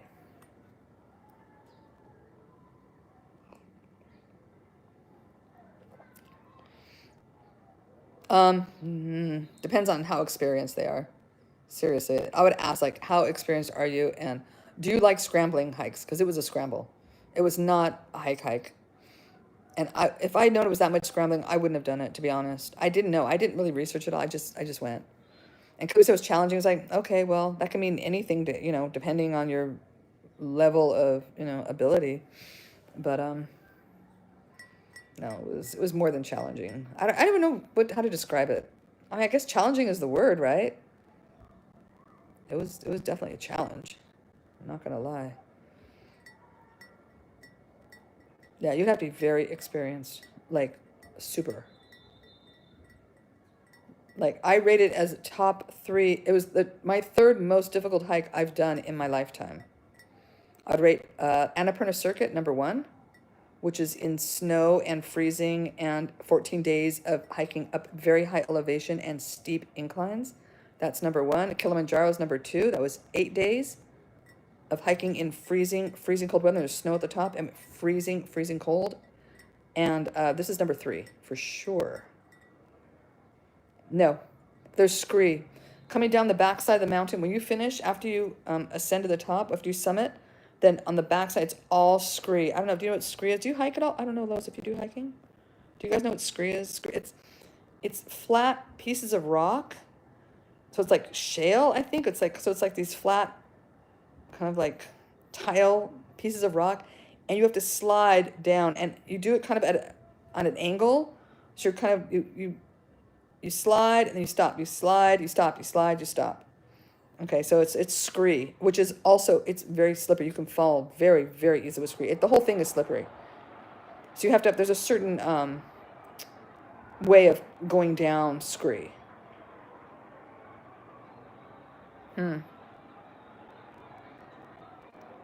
Yeah, spread in many ways. I don't know how he got it. But yeah, you come down, you hike up in, so I did it in 7 days. So we hiked up 6 days and came down in 1 day. So you imagine hiking, it takes you 6 days to hike up there, you come down in 1 day. So just imagine how steep that is coming down. If you can envision that at all. I mean, it's, and you do a sideways, it's like you're skiing. You know, when you do, not snowplow, but you're doing like parallel skiing and you kind of, how you hit the snow kind of at an angle like that. That's what you do for a scree. There you go. There you go. That's it. It's sad here. It's really sad.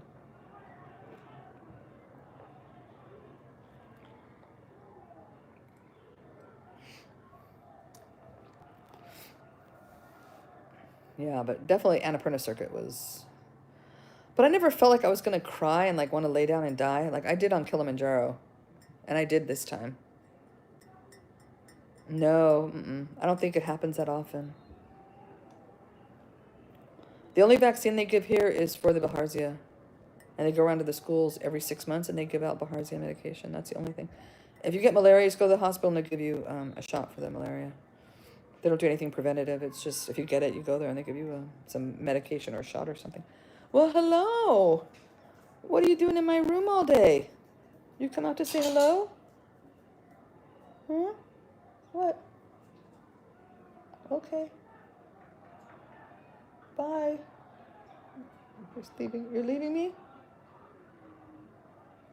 I don't know what he's doing. Wait, let's see what he's... Oh, you're coming back? Back to my room. All right, that was a little visit. He must have heard something outside. He heard they're playing soccer out there, so he must have heard, and he's like, came out and then went back in, back to sleep.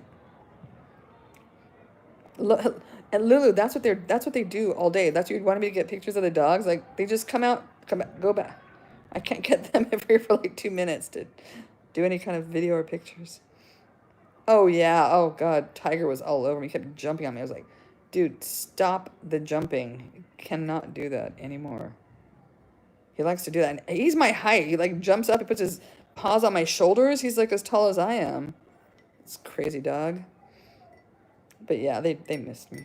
I missed them because I was going through my pictures. You know, every day I would go through to clean out photos that were not that great for the day, so I don't end up with a whole bunch of pictures I'm not going to use. And every time I turn my camera on, I have them as my screensaver. So I'm like, oh, my babies. I know, that's why they're just in my room, not going anywhere. Like, if she's here, we're here.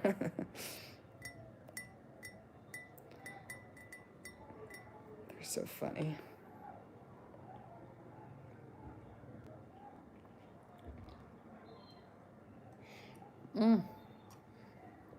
So tell me what you guys are up to. Enough about me.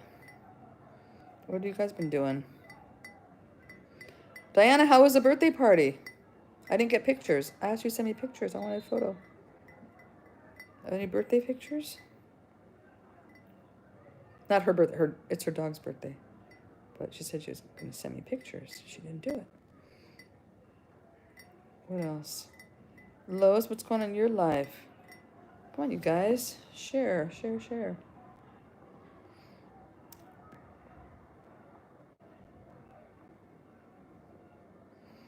There's a lag here, which is annoying, but...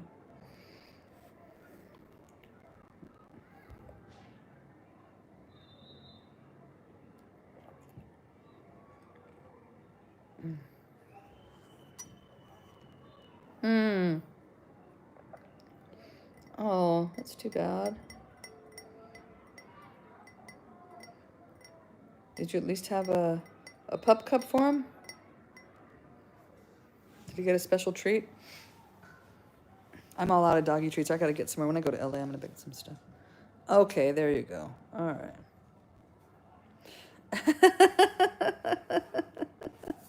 Keep that AC on. How hot is it where you are?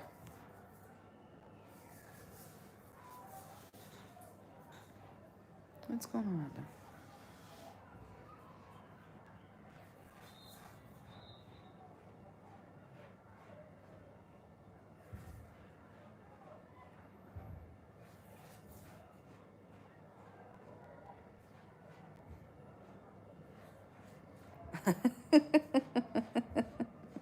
That's cute.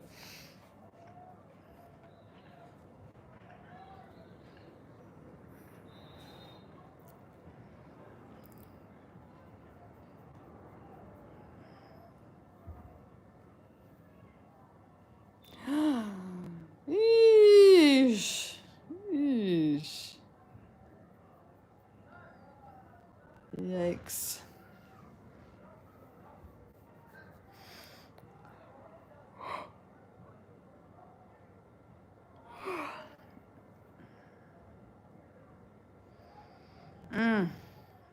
Oh my God, Maya. That is too hot to be out there, girl. That is way too hot to be out there. Like, even I won't do anything over 90. I'm sorry. I was not exert any kind of energy doing anything. That is too hot.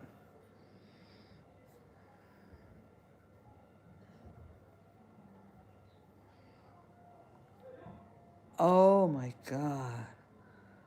Yikes. Oof. Well, and it's not even August. I mean, well, August is our hottest month in LA. I don't know what is your hottest month, but August is ours. Oh my God. Ooh, gosh. Yeah, you need to be careful exerting yourself at all. Well, I think Maya drinks a lot of water, though. She's good about drinking water, but that is too hot.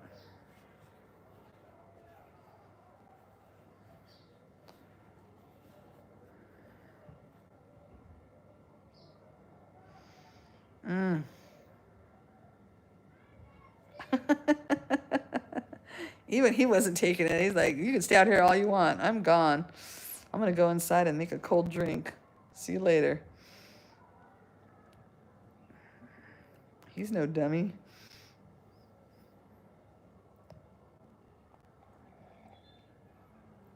$112. And you have humidity, right, where you are? See, that's what I can't take. I mean, dry heat is one thing, but with humidity, that's what it is here. It's very humid and hot. I mean, but you know what? I don't think it was ever above like 95. I don't think it was. I don't know. I don't have a thermometer. I may have to get one. Because you guys have, you're looking at some weather reports, but it doesn't ever seem like it's correct to me.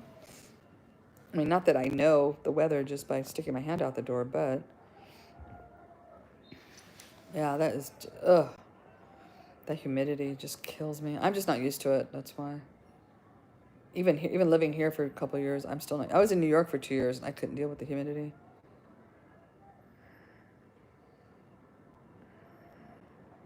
Oh, it is completely. Ugh.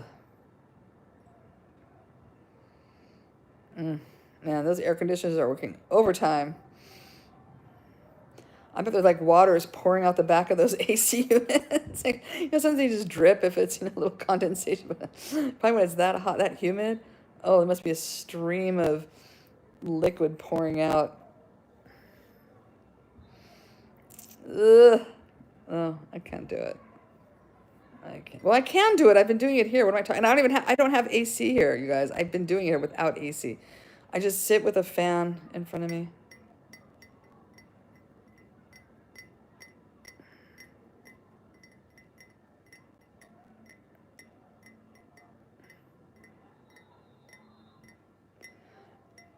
What? You don't have any AC, Maya? I thought you did. What? Ugh.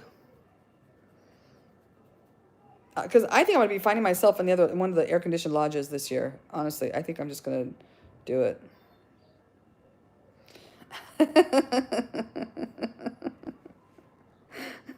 So no one else gets any cool air because Cosmo's just right on top of it. That's like Janelle. Doesn't use hers very much either. Ooh, wait a minute. Now it's warming up. Now I gotta take my sweater off. Hold on.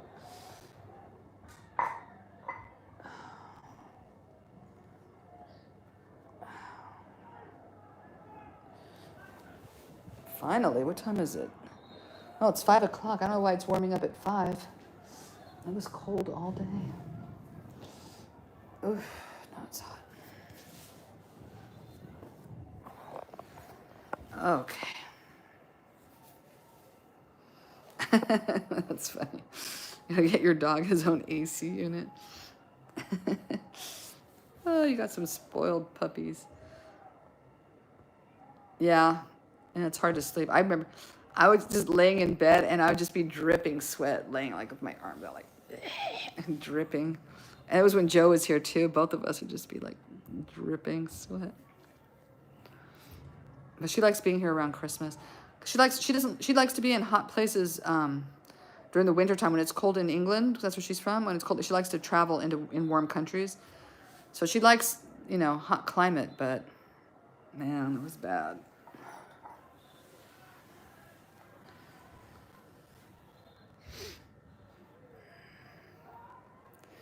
I haven't heard from her if she's coming back this Christmas or not.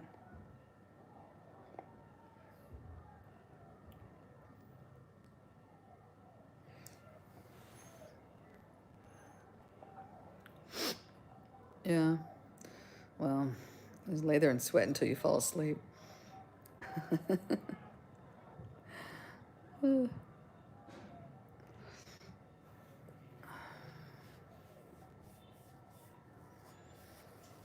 Look, it's almost 5 o'clock. I'm still in my pajamas. Almost time for bed. I don't have to change or do anything.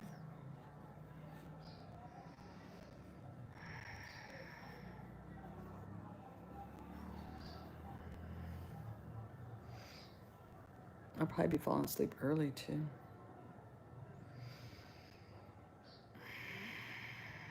I should shower, but I'm just really beat. And I took one at 2 a.m., so that's kind of like I took one today.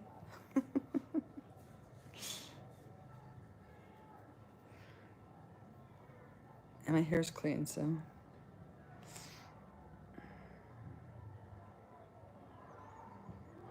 No, why? I just wore it last night and today. It's not, I didn't do it. I've been sitting on the couch all day. I've not gotten up once off this couch. Not once have I gotten up off this couch. Tell me, no one else does day wear, night wear? Or night wear, day wear, night wear? Nobody here has stayed in the same clothes for a whole night and day? And I didn't go to bed till 2 a.m. So, you know, it hasn't even been a full day.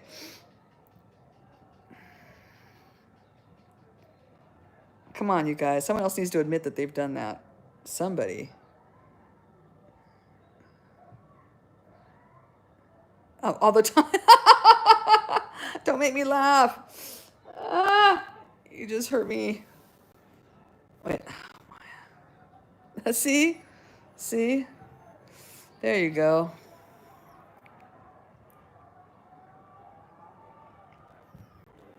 No, but I should change tomorrow. We'll see. We'll see what happens tomorrow if I have any energy. I want to take a hot shower tomorrow. Lulu said it would help my tears or whatever I did here. I have no idea what I've never done it. I usually if I fall and I have my backpack on, it's usually underneath here. I've done it on both sides. Janelle was with me one time. It happened. I kind of always injure same. I don't know what it is. Is it the backpack maybe pulling or something when I fall down that it pulls back? I don't know what it is. It's something. I have a tendency. Well, I fall a lot. That's probably part of the problem. Tomorrow's another day in shower.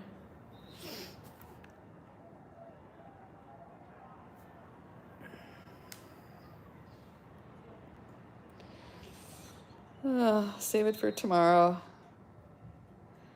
If you're not doing anything or going anywhere, not like I'm sweating or anything. I have done absolutely nothing except posted on TikTok the whole day. That's it. And I don't plan on doing anything because I can't.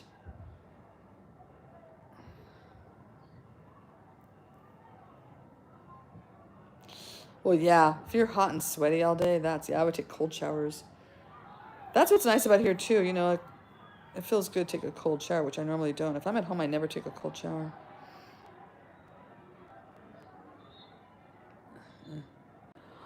I love these PJs. I had another pair that were kind of like this, and I wore them out. I got a stain on the pocket. Somehow, I don't know how there's a stain here, but I just love these kind of men's style pajamas. But I've been lucky to find them for women, like that are kind of, they fit a little bit different. They don't have a dart, but the men's just usually don't fit like this. I love these. I had a really nice pair a while back, and those were just, I wore those so much for years and years and years. I just love them.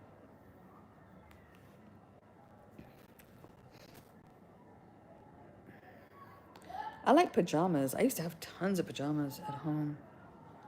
Yeah, that's what it is. It's very loose fitting, and it's just soft cotton. It's just really nice feeling. I think I got these when I visited my friend in France. I think that's where I got this one.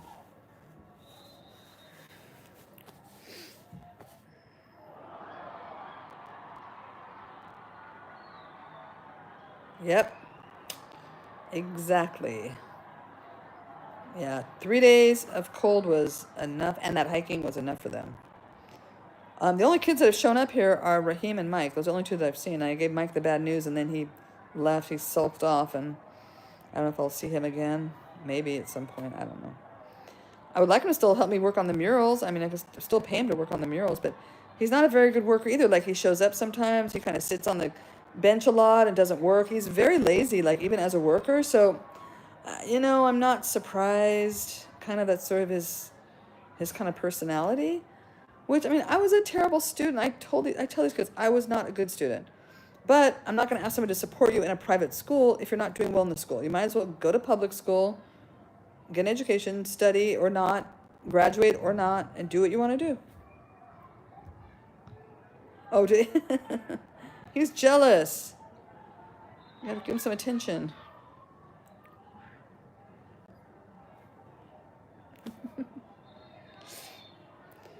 All right, everyone, I think that's the update on the trip. Janelle has posted images on Instagram and Facebook that are different than what I've posted. And, oh, that's it. Yeah, that's true. It is true.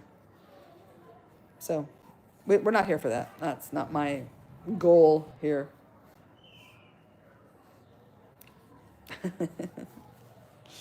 Not my goal at Chipatso.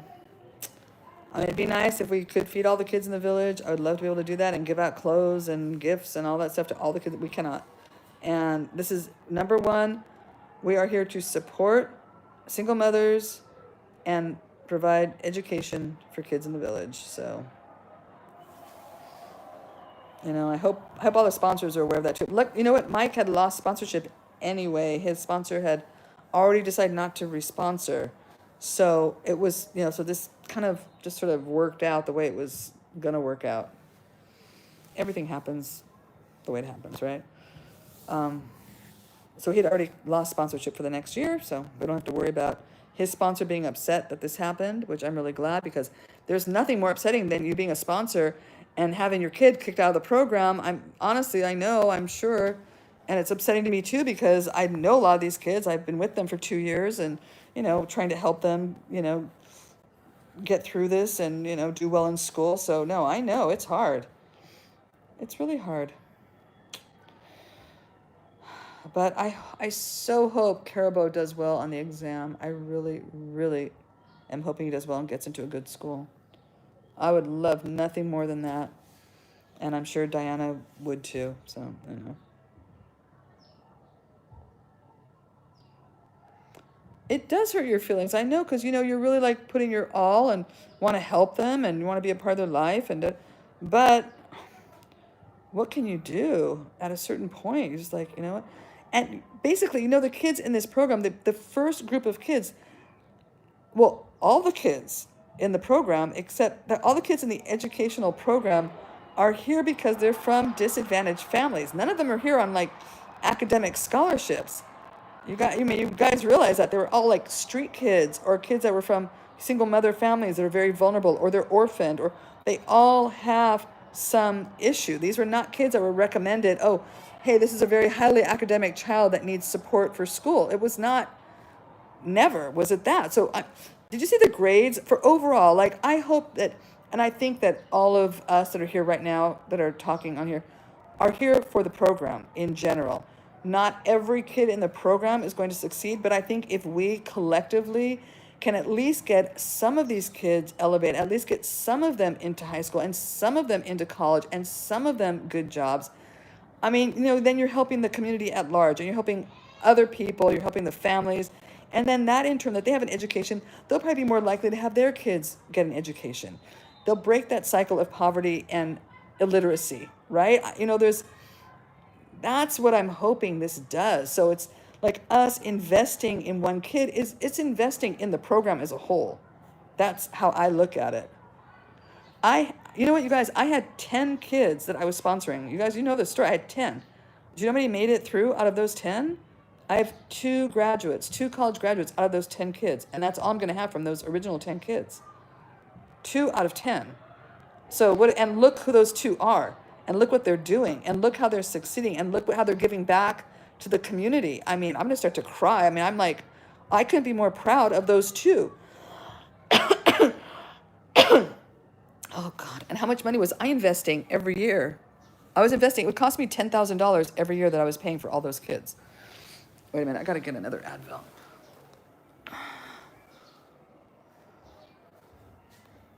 So I basically sunk in $50,000 for 2 kids to finish college. I mean, you know, it was an investment. That's how I looked at it. It was like, well, if I can help a couple of them. Hey, my brother's on here. Bro, what's up? Hey, everyone say hi to my brother, Daniel. Daniel, my brother, you are younger than me. What's going on? What's going on? I need it. Let me hear.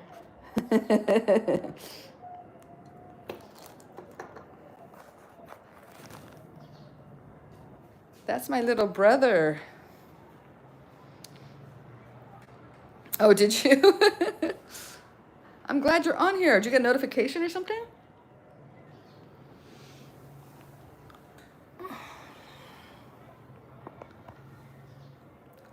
Oh, it's...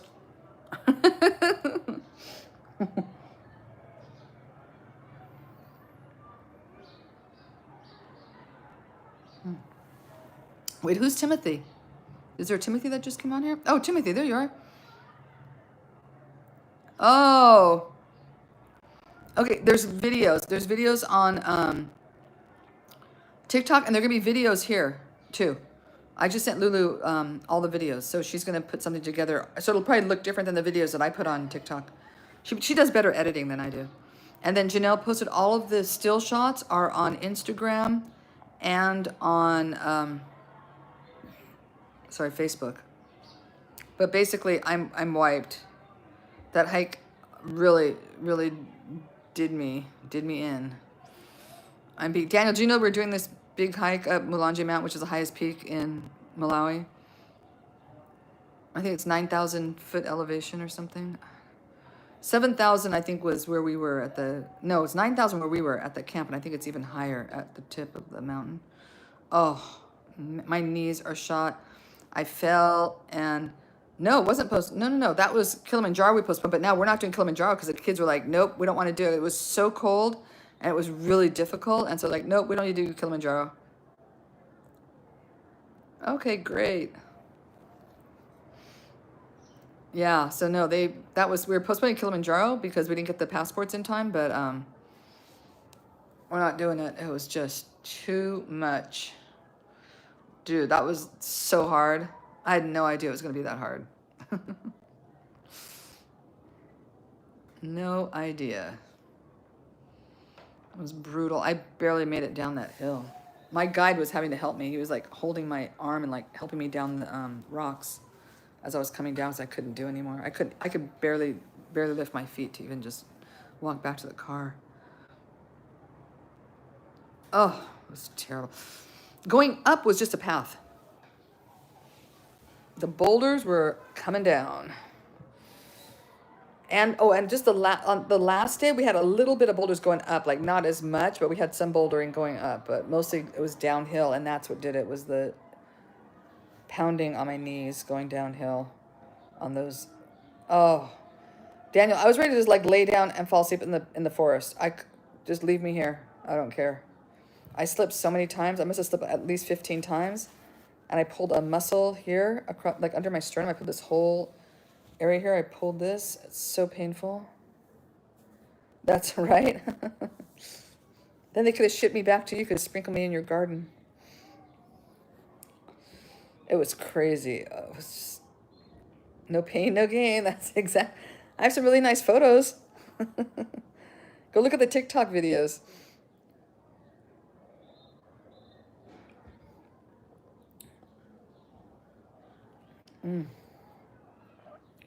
So I'm going to be in town October 1st. Are you going to come in and say hi before Thanksgiving, or are you going to wait until Thanksgiving to come visit? Come just join us for Henry's birthday on the 10th.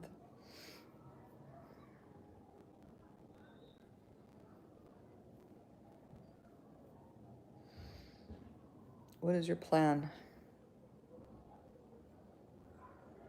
And then maybe next year I'll be there for Christmas as well. I can't take that much time off here because we just started another building project. But I think next year I might be able to take 3 months and be home for 3 months. We'll see. I have it with my son for his birthday. You can make it for Norman's bachelor party, but you can't come for your nephew's birthday. Look at his priorities, you guys. Boo, boo. I'll try. Come on. Norman's bachelor party. I don't want to know what you guys are gonna do. I don't want to know. I don't want to hear anything about his bachelor party. Try. That's different than I'll be there.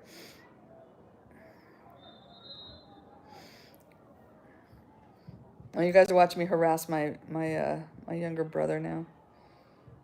We like to. I bet. Oh my gosh. Hey, is Vincent going?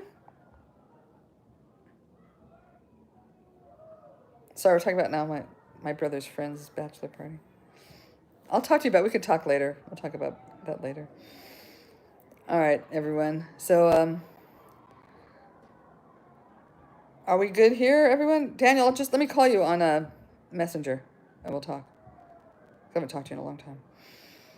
Okay, everyone. I think that's it. We pretty much talked about the hiking trip. Look at the pictures, and I'll be back on tomorrow at some point because I don't think I'm going to be doing anything else. All right, I'm going to call you right now. All right, everybody. Have a good one. Talk to you later.